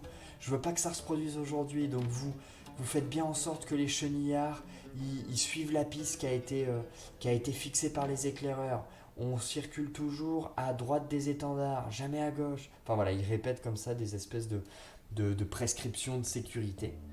Et puis au fur et à mesure, tu vois que quand les gens ont reçu leur mission, le groupe autour de lui s'étiole. Il reste jamais seul, mais le groupe autour de lui se disperse, quoi. Une grande inspiration, tout à fait, en s'approchant, parce que c'est des hommes qui veillent à notre sécurité. Et puis surtout, je pense que c'est des gens qui tournent pas autour du pot. Puis qui impressionnent, hein. Alun Surena, il en jette. Mon capitaine Surena, vous avez un instant, s'il vous plaît. Tu vois qu'il te fait un signe comme ça, genre 2 minutes, il finit d'adresser un peu des informations à ses plus proches conseillers, l'un d'eux s'en va, et puis à un moment il se retourne vers vous, il descend de son estrade, et il vous dit Messieurs, compagnie Fanlevas, il me semble, non ? Oui, tout à fait. Que puis-je faire pour vous ? C'est Zindalo qui nous envoie vous voir. Zindalo, Et oui, ok. Et quel grade? Zindalo, en fait, c'est un des chefs des sentinelles. Donc, on va dire que c'est un peu Lieutenant ? un lieutenant dans la milice nocturne, qui n'est pas du tout la même que lui qui est le capitaine de la milice. C'est le capitaine de la garde prétorienne, on va dire, d'Aroleta, quoi. Zindalo nous a conseillé de venir vous voir au sujet d'un événement qui s'est passé la nuit dernière. Et un événement, pour le moins qu'on puisse dire, très déstabilisant.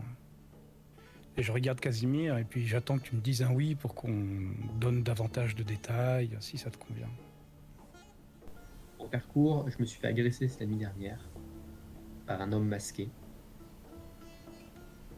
Un homme masqué qui se revendiquait du clan Des Bouzouki. Bouzouki et qui menaçait d'une attaque du convoi. Qui menaçait... Du convoi, je sais pas, mais qui t'a menacé toi, Casimir, c'est ça, hein ? Et en plus de ça, il a menacé, il a dit que son clan venait pour nous attaquer tous. Hein. Oui, c'est ça. Et de quoi avait-il l'air ? De quelqu'un qui va au bout de ses propos ? Gigantesque. Oui, effrayant. C'est la première fois que je vois quelqu'un comme ça dans le convoi. Et puis il avait pas l'air naturel, on dirait qu'il avait perdu toute sa tête aussi. Il balbutiait des choses, il a eu une grosse entaille sur la jambe, il a quand même réussi à s'enfuir. Écoutez, jeune Il homme, avait l'air de droguer ou quelque chose comme ça. Je vous assure que c'est vrai ce qu'on dit, capitaine. Vous pouvez nous croire. ce que vous avez vu, je ne le remets pas en question. Ce que je veux juste vous intimer, c'est que un convoi comme le nôtre euh, est un halo d'espoir pour les communautés que l'on traverse, et ce genre de convoi a l'habitude d'attirer des désespérés. Ce que j'aimerais savoir... Concernant le clan Buzuki, on les a on a déjà croisés. Les éclaireurs de Nidelo on a déjà croisés. Ils ont enlevé un des éclaireurs de Nidelo. Et a priori, du coup, ils seraient quand même proches du convoi. Donc la menace paraît quand même réelle. En tout cas, ce clan existe. Il est proche du convoi. De là, est-ce qu'il va attaquer le convoi? Je ne sais pas. Mais en tout cas, c'est une possibilité. Sachant que cette personne-là m'a quand même agressé pendant la nuit. A priori, il ne pourrait ne pas être seul. Il pourrait recommander sur quelqu'un d'autre. Déjà, il s'est échappé, donc il pourrait recommander sur quelqu'un d'autre. Et s'il n'est pas seul, on peut s'attendre à des attaques d'autres personnes au sein même du convoi. Et Que ce soit un dégénéré qui pense qu'il dit ou pas, Hmm. ça ne change pas trop la chose, que vous avez un assassin potentiel au milieu du convoi. Faut-il que vous soyez mis sous protection? Vous pensez qu'il pourrait atteindre une nouvelle fois votre vie? Il pourrait, mais j'aurais plus peur pour qu'il s'attaque à des personnes moins bien défendues que moi. Ou ça pourrait se terminer de manière un peu plus regrettable qu'une simple petite entaille à la gorge. Tu vois que pendant que vous discutiez, il y a un de ses conseillers qui est resté derrière lui, qui est beaucoup moins... ça a l'air d'être quelqu'un de la Vox, pour le coup, donc plus l'un de ses prédicateurs. Et tu vois qu'il le regarde et il lui dit je pense qu'il est trop tôt pour en informer Madame Zahar. Toutefois, veillez à communiquer cette information à mes lieutenants pour qu'ils soient vigilants d'une part, mais d'autre part qu'ils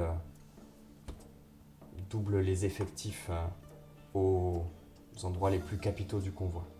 Et tu vois que l'homme fait un geste de la tête, il acquiesce et puis il s'en va pour Une visiblement... dernière chose. Mes épaules se détendent parce que je vois que le capitaine croit ce qu'on raconte et ça fait du bien d'être entendu. Vas-y, Casimir. Une dernière chose, cet homme a échappé à ma vigilance d'une manière assez inattendue. Il y a quelque chose de un peu mystique à l'intérieur de la façon dans laquelle il s'est échappé. Comme l'a dit mon ami, je lui avais sélectionné une partie du mollet. Il a quand même réussi à s'échapper avec une vitesse assez rapide pour disparaître dans la neige en un fragment de seconde. Quand tu lui dis ça, tu vois qu'il regarde, il fait vraiment un droite-gauche autour de lui. T'as combien encore, Casamir? 3. Tu vois s'il est plus grand que toi, il est à peine plus grand que toi et c'est plus qu'il a un charisme lié à son âge que tu n'as pas encore.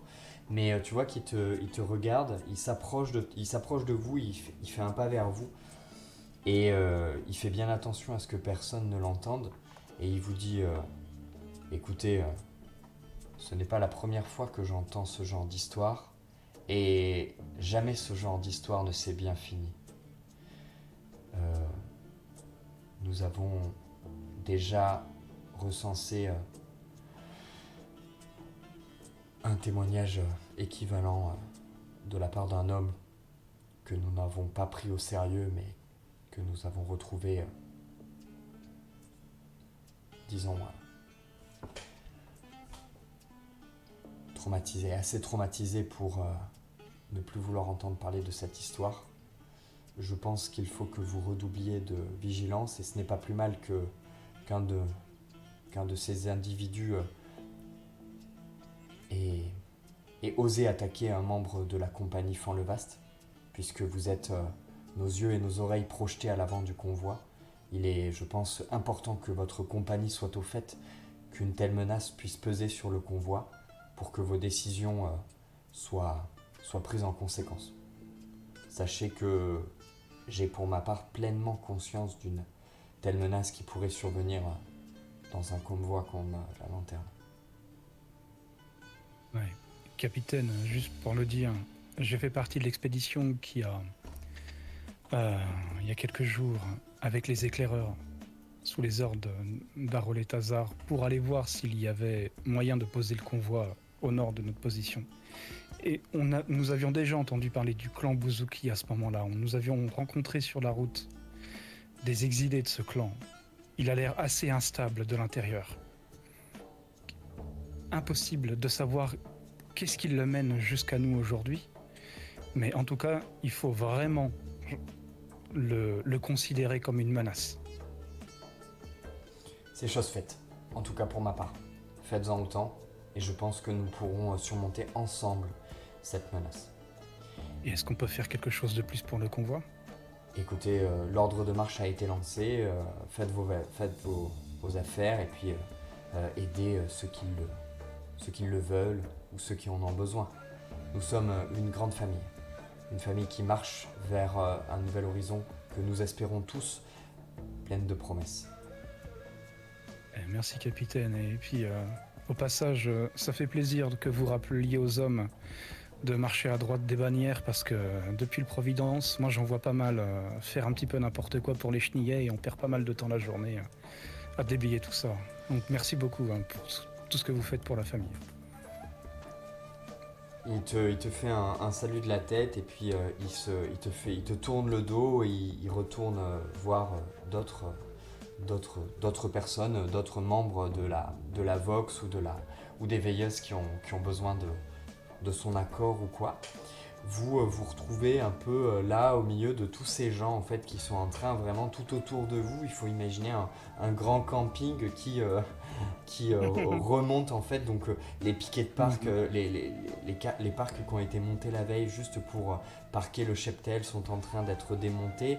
C'est assez minuté, hein, c'est assez et c'est fait avec une bonne coordination quand même. Et vous voyez... C'est carrément une danse presque, hein, de monter démonter comme ça. Hein. Ouais, carrément. Et vous voyez des gens qui râlent sur l'équipement, sur le délai. Il y a quand même pas mal de gens qui... Bah voilà, c'est la vie qui se remet en marche, quoi. Et faites-moi vous pouvez me faire un petit jet d'observation avec humain ou exposé, s'il vous plaît. Alors que vous êtes là un peu autour de ça, qu'est-ce que vous faites globalement dans votre... Vous vagabondez un peu, vous retournez... Là, si l'ordre de marche a été donné, moi en tant que pilote, j'ai tout à débâcher, je vais devoir mettre l'équipement dans les soutes des navires, tout ça, hein, renettoyer les carlingues et puis être prêt à l'heure pile, hein, à l'heure du départ. Ok, donc vous vous dirigez, alors que vous observez un peu la vie qui se remet en marche, vous vous dirigez vers le Providence, quoi. Oui, personnellement j'ai raté mon test. Moi j'ai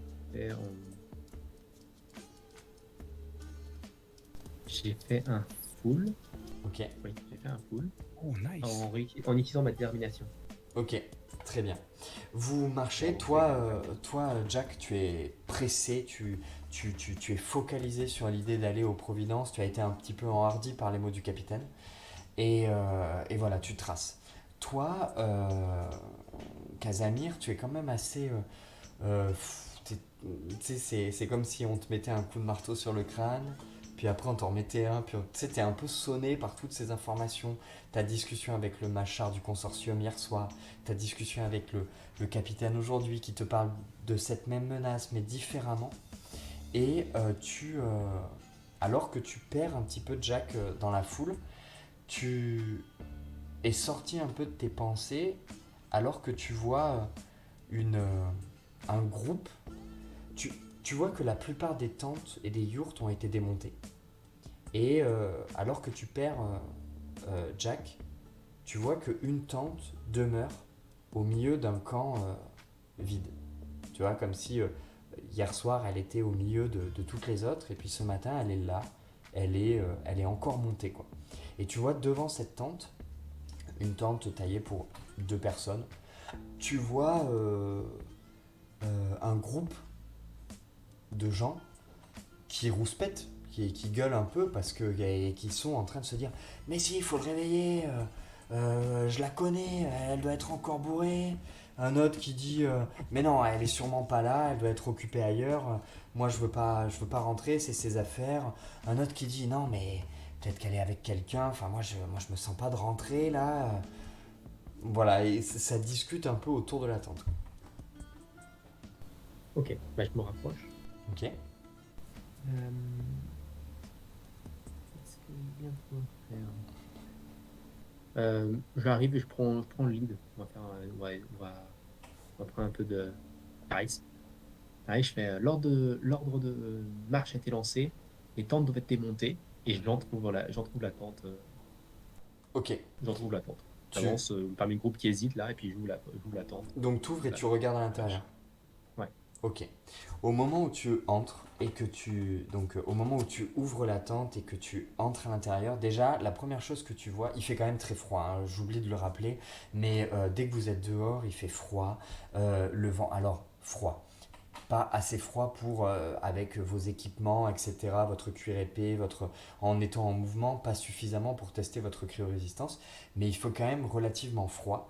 Et quand tu ouvres la tente, tu as une vague de chaleur qui te, qui te submerge.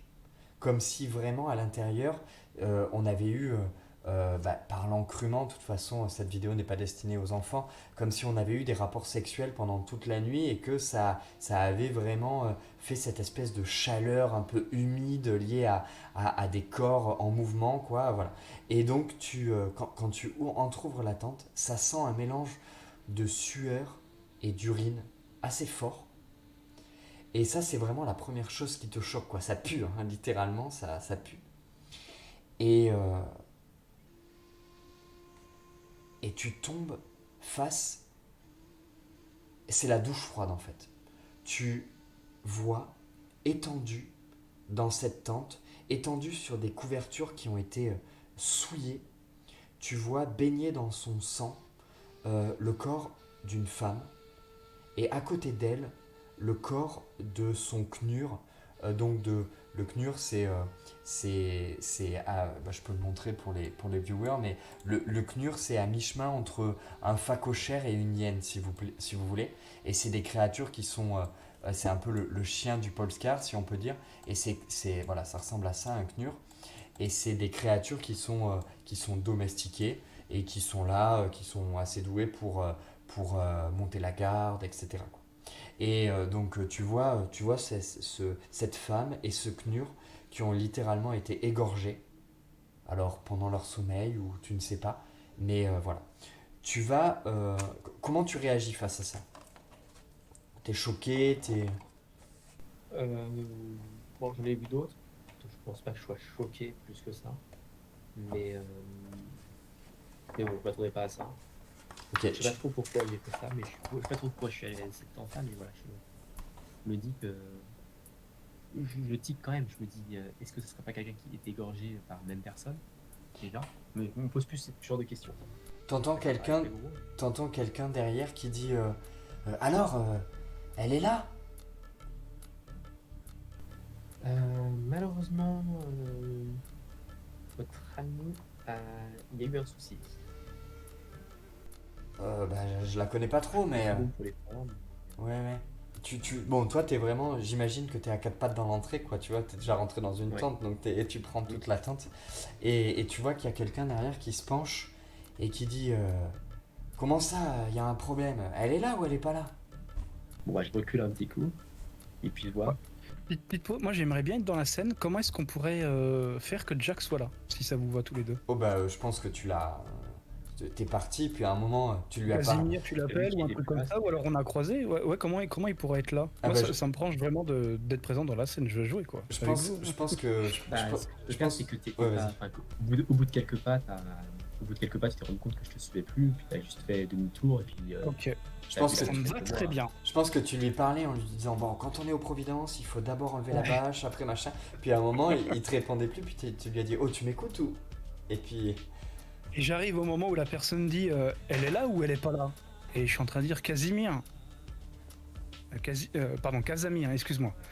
Casamir, t'es passé où? Tu sais, je bouscule un peu les gens.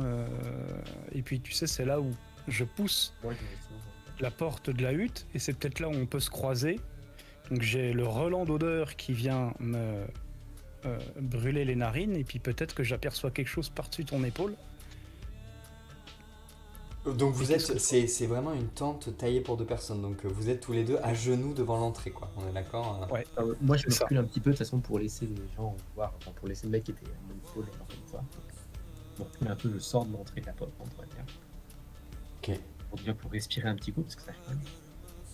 Toi, Jack, Ouais. du coup, tu rentres. En tout cas, tu penches la tête et tu Ouais. te retrouves face à une atrocité sans nom. Vraiment, je pense que je ne connais pas toute la vie de Jack, mais j'imagine que c'est la chose la plus atroce qu'il a vue.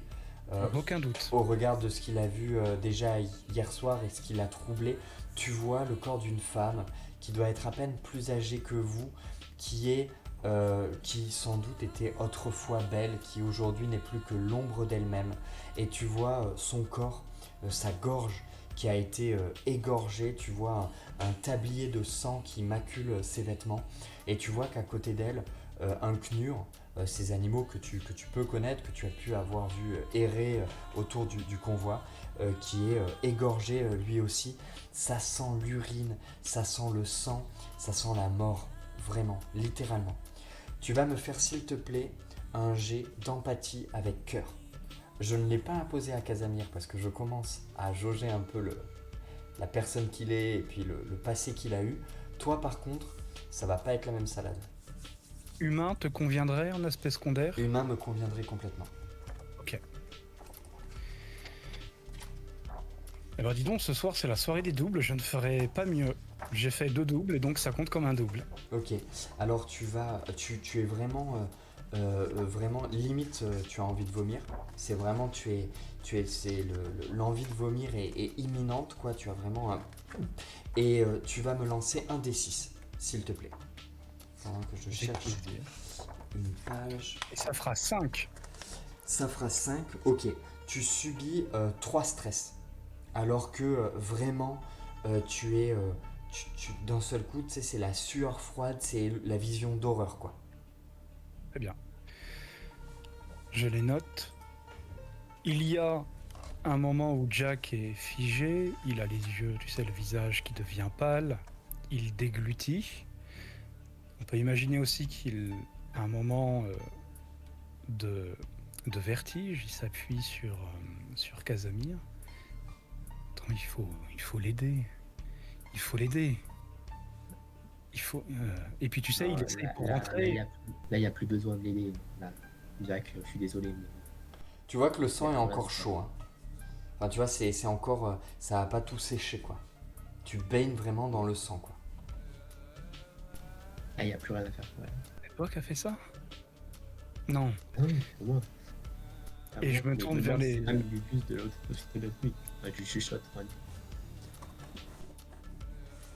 Moi, je recule de quelques pas, je reprends mes esprits difficilement. Peut-être même pas, en fait. Je vais lancer à la cantonade quelqu'un d'aller chercher des veilleurs, veilleuses. Ouais. Allez chercher un médecin. Je me tourne vers les personnes. Bon, qu'est-ce qui se passe ici? Allez chercher un médecin. Et puis tu sais, je me mets un peu devant lui pour pas qu'il rentre, parce que putain, j'ai cette image en fait, quand j'ai le visage de la personne, tu sais, j'ai le visage de la femme qui est gravé un peu dans ma mémoire rétinienne. Voilà, je suis blanc, et je lui dis allez chercher un médecin tout de suite, s'il vous plaît. Et tu vois qu'il y a une femme qui part, et il y a...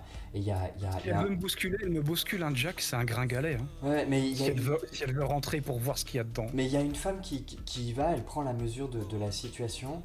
Le mot, bon, Casamir l'a soufflé, mais le mot mort n'a pas été encore prononcé, en tout cas à leur hauteur, quoi.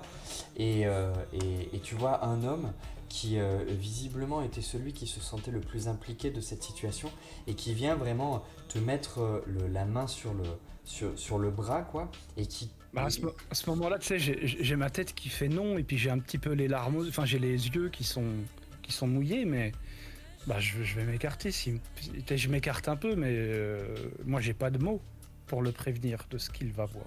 Ok, donc il se baisse. Toi, Casamir, qu'est-ce que tu fais pendant ça? Moi, je demande, est-ce qu'il y a des veilleuses qui passent? Oui. Non, à peut-être une dizaine de mètres, tu vois un homme une femme, pardon, qui est là et qui fait, donc à un autre coin du camp, qui fait Mesdames, messieurs, nous vous rappelons que chaque heures compte dans cette journée, donc vous seriez priés de regagner vos véhicules respectifs afin que l'ordre de marche a été lancé. Enfin, tu vois qu'elle elle fait sa cantique, quoi. Mais hé, là, venez, vite. Tu- Dirigez-vous, venez vite. Tu vois qu'elle tourne son regard vers toi, elle s'approche. Quand tu la vois s'approcher, tu vois cette veilleuse qui est vêtue comme toutes les autres veilleuses d'une grande toge violette. Sur son torse est brodé comment dire, le blason d'Aroleta Zahar et sur son front a été gravé au fer chaud un œil, symbole de son allégeance à l'Observataire. Il y a eu un meurtre cette nuit, a priori, dans cette pente. Un meurtre? Où? Dans cette pente. Allez voir. Tu vois qu'elle penche la tête en même temps que l'homme. L'homme a un peu ce moment de recul, enfin, ouf. Et puis tu vois qu'il va un petit peu plus loin, il croit qu'il va vomir, et puis il se ressaisit un petit peu, et puis il se dirige vers sa femme, sans doute pour lui expliquer ce qu'il a vu, ou je sais pas. Et il y a la veilleuse qui se penche comme ça, qui te regarde, et qui te dit mais qu'avez-vous fait? Non, non, non. Non. On vient de trouver cela. Je vous promets qu'on vient de trouver cela. Et je me tourne vers les passants. C'est qui cette dame? Tu vois une des personnes. J'interpelle les voisins, tu vois, c'est qui en fait? C'est une mécano, c'est. Comment Sacha. Sacha, elle s'appelait, je crois. Sacha. Tacha. Un truc comme ça. C'est une mécano, elle travaille sur un des chenillers là-bas. Elle a de la famille? Ben. Personne, non, elles sont knures. C'est tout. Et je me retourne vers la veilleuse. Non. On revient d'un entretien avec le capitaine. Il s'est passé des choses cette nuit. On en a été victime et là on se rend compte que il y a eu d'autres attaques dans la nuit aussi. Bon, écoutez, n'en parlez pas aux autres, ça sert à rien de faire un mouvement de panique ou je ne sais quoi. Écoutez, donc tu vois que ça, elle te le dit à toi. Après, elle ouvre un peu plus sa voix et elle dit aux autres, écoutez, tant que la situation n'a pas été éclaircie, veuillez reprendre vos places, veuillez vous tenir prêts pour le départ. Vous, en attendant, et elle se réadresse à vous, restez là. Tu vois qu'elle sort de son espèce de besace qui est protégée du vent, elle sort une radio assez rudimentaire.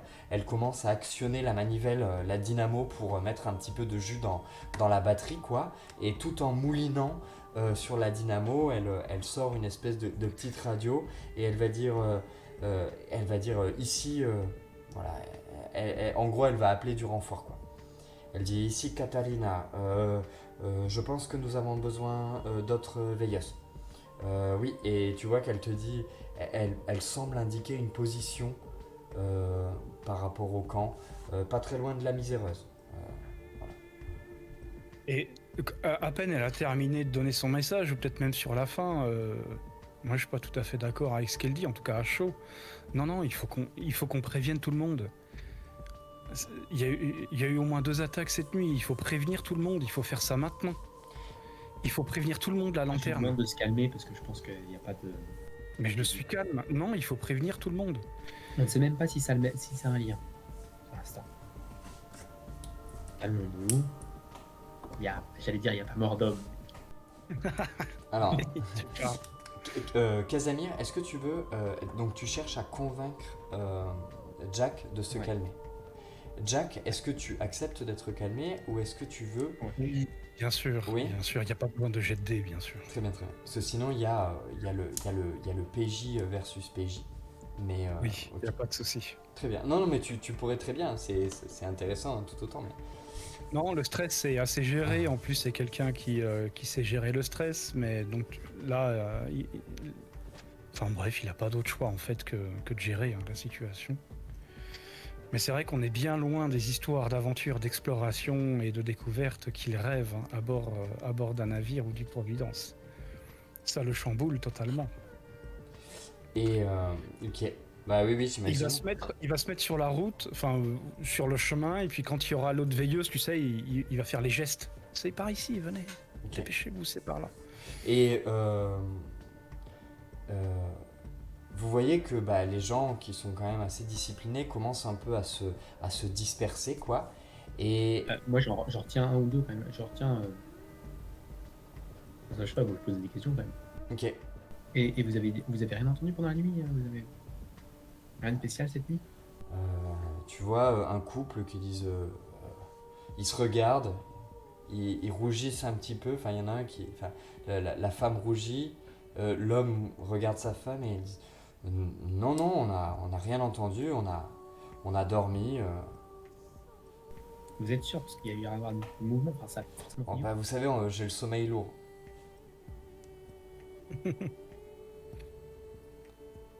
Tu peux me faire un petit jet d'observation, s'il te plaît, Casamir. Esprit humain, observation, on va dire. Esprit humain, observation. Vous voyez Hyper. une paire. Vous voyez quelques veilleuses qui s'approchent. Et pour les besoins du scénario, on va dire, enfin pour les besoins du délai, tu vois que euh, globalement, tous les gens à qui tu vas poser la question vont te dire non, le vent soufflait hier soir, je suis sorti un moment dans la nuit pour redresser la tente, mais j'ai rien vu, j'ai rien entendu. Les gens ont l'air plutôt sincères. Et tu vois, à un moment, ton regard, Casamir, croise le regard d'une petite fille, assez, assez rare pour être notifiée, puisque dans Polskar, il y a très peu d'enfants. C'est un thème que l'on abordera plus tard peut-être, mais les enfants sont de plus en plus rares. Et tu croises le regard d'une petite fille qui te regarde alors qu'elle est cachée dans les jupons de sa maman. Et vraiment, elle te regarde, quoi. Et pas comme si tu l'effrayais, mais plus comme si elle était traumatisée, quoi. Après, Jen, il dit, toi, t'as vu quelque chose? Peut-être. Tu vois qu'elle se cache dans les jupons de sa mère, immédiatement. Sa mère qui est en train de discuter avec une veilleuse qui commence à faire un peu le même travail que vous, c'est-à-dire de prendre un peu des informations sur la tente a été refermée, mais sur voilà, les environs, quoi. Tu vois qu'elle se cache derrière sa mère, quoi. Je me rends compte que Casamir a mis le doigt sur quelque chose. On peut imaginer que ça attire mon attention. Et je me joins à lui. Parce que j'essaye d'être chaleureux, ou tu sais, peut-être que je me mets à hauteur de l'enfant, tu vois, sur mes genoux. J'invite Casamir à en faire de même, à prendre un ton un peu moins dramatique pour éviter de faire peser la lourdeur de la situation. L'enfant, il n'a pas besoin de comprendre, ou je sais pas ce qu'il a vu, je sais pas ce que la petite elle a vu. Ok. Qu'est-ce que tu as vu? Qu'est-ce que tu as entendu? Comment tu... Attends, comment tu t'appelles? Moi, c'est Jack. Je suis un pilote. Moi, Et lui, c'est Casamir, c'est une lame. moi je suis Anna et je suis une petite fille. T'es une grande fille, plutôt. T'as quel âge? Je sais pas. Ok. Bon. Et c'est ta maman, cette dame? Et je Oui, désigne, tu sais, la dame laquelle se cache sous les jupons. ouais. Oui, c'est ma maman. Donc, tu vois, dans cette tente, il y a eu quelque chose cette nuit. Et on aimerait savoir ce que c'est. Parce qu'on n'a pas envie que ça se répète. Non, mais je sais pas, j'ai fait un cauchemar, je me suis réveillé et je sais pas. Mais tout le monde fait des cauchemars, c'est pas grave. Ce que t'as vu, par contre, quand tu t'es réveillé, ou ce que t'as pu entendre, tu peux m'en parler. Il se passera rien de grave. Et tu sais, à ce moment-là, eh bien, Casamir, tu vas découvrir cette fameuse recette. J'ai dans ma besace du coco leka, des petits morceaux qui nous réchauffent le cœur, qui viennent de ma tribu, de ma famille. C'est une recette de ma mère dans son auberge. Et ça réchauffe le cœur. C'est quelque chose de très goûtu. J'essaye de lui entendre un morceau, j'en mange un bout, tu vois. J'essaye de la pâter, je sens bien qu'elle a quelque chose. J'essaye par tous les moyens de lui faire cracher le morceau, Ok, en essayant d'être le plus empathique possible. ok.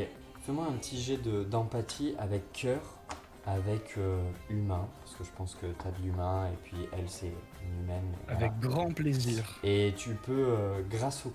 t'as vraiment des babioles Coccoleka ou pas? Ou des vivres Non, Coccoleka? c'est purement ce qui m'est venu lors de la séance précédente.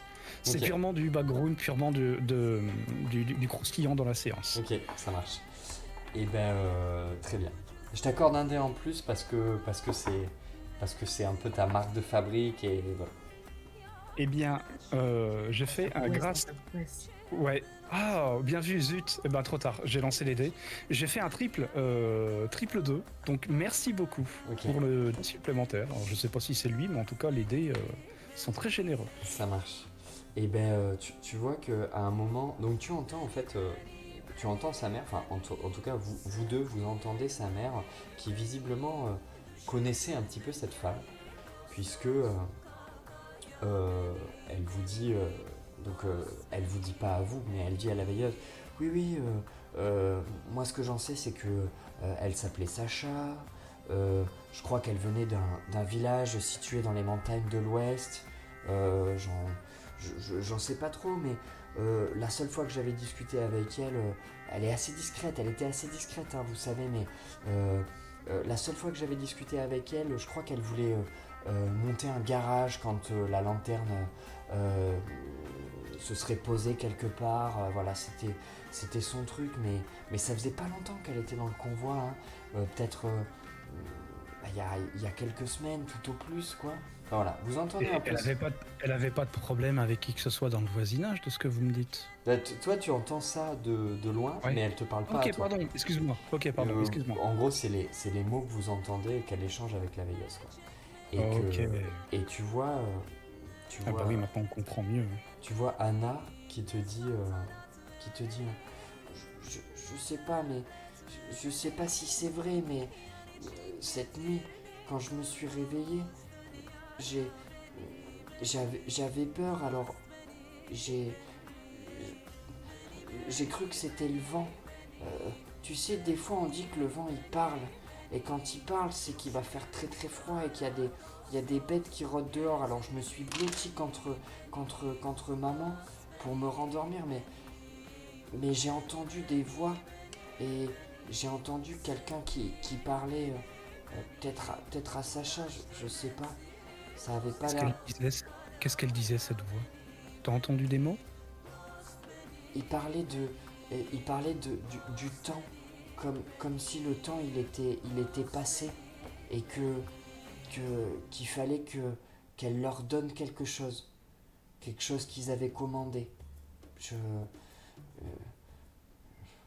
Ils avaient pas l'air gentils, hein. Et après j'ai entendu comme si elle s'étouffait, comme si quelqu'un qui s'étouffait, ou j'ai entendu des petits cris et puis après juste le vent. Est-ce que tu aurais entendu, tu sais, le Knut, des fois il aboie ou il peut faire du bruit, t'as entendu ça? Euh,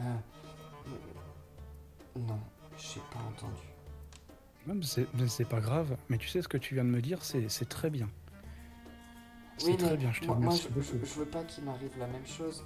Je Mais veux- non, il arrivera rien à personne, t'en fais pas. Et puis il y a les veilleuses, et puis tu sais, quand je me retourne, il y a le groupe de veilleuses qui peuvent sans doute s'approcher de là où nous sommes tous, et qui vont vraisemblablement prendre le relais avec le professionnalisme qu'on leur accorde. Le pragmatisme qu'on leur accorde en mode Oui, allez, aussi. circulez. Voilà, l'ordre de marche est élevé, retournez vite dans vos tentes, arrêtez de nous faire chier avec ça. Et d'ailleurs, au moment où il se passe ça, vous voyez, c'est quand même assez, et puis il faut l'introduire à un moment, vous voyez l'énorme, le colossal chenillé, c'est vraiment presque comme un bastion mouvant. Vous voyez le chenillé de Aroleta-Zar qui passe non loin de vous, puisque tout autour de vous, la zone s'est complètement a été désertée, quoi. Il n'y a plus que cette tente qui est là au milieu de rien, quelques chenillés qui restent encore, qui font leur dernier pactage, quelques personnes qui sont en train de charger leur scalf pour la journée à venir, et vous voyez cet énorme chenillé qui fait vraiment presque en tout cas le périmètre d'un immeuble, quoi. Il n'en a pas la hauteur, mais il en a la masse, qui est complètement peint en pourpre et qui a sur ses flancs le symbole d'Aroleta Zar peint sur le véhicule, et qui est une gigantesque lanterne stylisée, une lanterne qui est tenue par 2 mains. Voilà, vous le voyez passer, et ce qui enhardit encore plus les veilleuses en mode allez, allez, dépêchez-vous. Que faites-vous? La petite fille disparaît alors que sa maman lui dit allez, viens Anna, on a assez traîné. Oui maman. Et elle part comme ça en vous regardant un dernier moment en mode j'espère que j'ai été utile ou que j'ai pas dit une bêtise, et elle disparaît dans le coin. Je tourne vers Casamir. Bon, je pense pour des facilités, t'as sans doute entendu, t'as peut-être même participé à la conversation, etc. Peut-être qu'on n'a pas forcément joué, mais les personnages l'ont fait. On n'a plus de temps à perdre. Il faut qu'on grimpe à bord du Providence. Il faut qu'on quitte cet endroit de misère. Allons-y. Et alors que vous prenez la direction du Providence, que du coup vous devez rattraper au pas de course, puisque le Providence est comme les autres rares aéronefs qui sont sur le convoi, qui est toujours posé en fait sur le toit d'un gros chenillé transporteur, quoi. Et que du coup vous allez devoir démarrer en mouvement, ce qui n'est pas du tout grave, hein, mais tu fais ça tout le temps, mais voilà, il faut que du coup vous rattrapiez le chenillé au pas de course. Vous voyez derrière vous, si vous jetez encore un dernier regard, vous voyez cette tente qui est laissée là, cette demi-douzaine de veilleuses qui sont autour, qui regardent, qui prennent conscience toutes et tous de la gravité de la situation, et qui commencent en fait à démonter la tente. Les premiers enlèvent les piquets, et puis vous voyez la tente qui vous savez pas en fait ce qu'ils vont faire, vous savez même pas s'ils vont pas. Ce que vous vous dites, c'est qu'ils vont peut-être tout simplement rester en arrière, attendre que le convoi parte, creuser un trou, mettre tout à l'intérieur, reboucher ou brûler, et puis partir, quoi. Vous savez pas trop quel va être dans tout leur pragmatisme, leur mode opératoire, quoi. Mais vous vous éloignez. Il faut bien agir. Est-ce que vous vous échangez un mot alors que vous regagnez le Providence? Vous retrouvez quelques collègues qui sont là, qui sont prêts à partir en expédition. L'histoire est quand même pas terminée, hein. On voit avec les veilleuses quand même. Oui. Il Par faut qu'on contre, redoute de vigilance. moi j'écouterai le conseil de Casamir de ne pas ébruiter le problème, donc je vais garder ça pour moi, ça va être très compliqué. Pas parce que je suis une commère, mais parce que c'est lourd à porter, hein, quand c'est la première fois qu'on vit ce genre d'événement. Puis moi j'ai pas vocation, je suis un explorateur, tu vois. Donc, On verra moi, quand on verra l'autre. je m'entends bien avec les machines, avec les humains aussi, mais c'est pas simple du tout. Et donc je pense que on rattrape le Providence et puis on s'installera parmi les hommes comme si de rien n'était, mais tu sais, il y a quelque chose de changé quand même. En tout cas dans le regard de Jack. Très bien. Et je pense que alors que vous reprenez vos places dans le Providence, que vous vous échangez un regard en vous disant tous les deux aujourd'hui, par cette nuit et cette début de journée, nous sommes liés par un secret terrible dans lequel vous devez percer encore les mystères. Une nouvelle journée commence, et c'est là-dessus que l'on va pouvoir s'arrêter. Excellent. Merci à vous Bien. pour ce 3e épisode, et à très bientôt tout le monde pour la suite.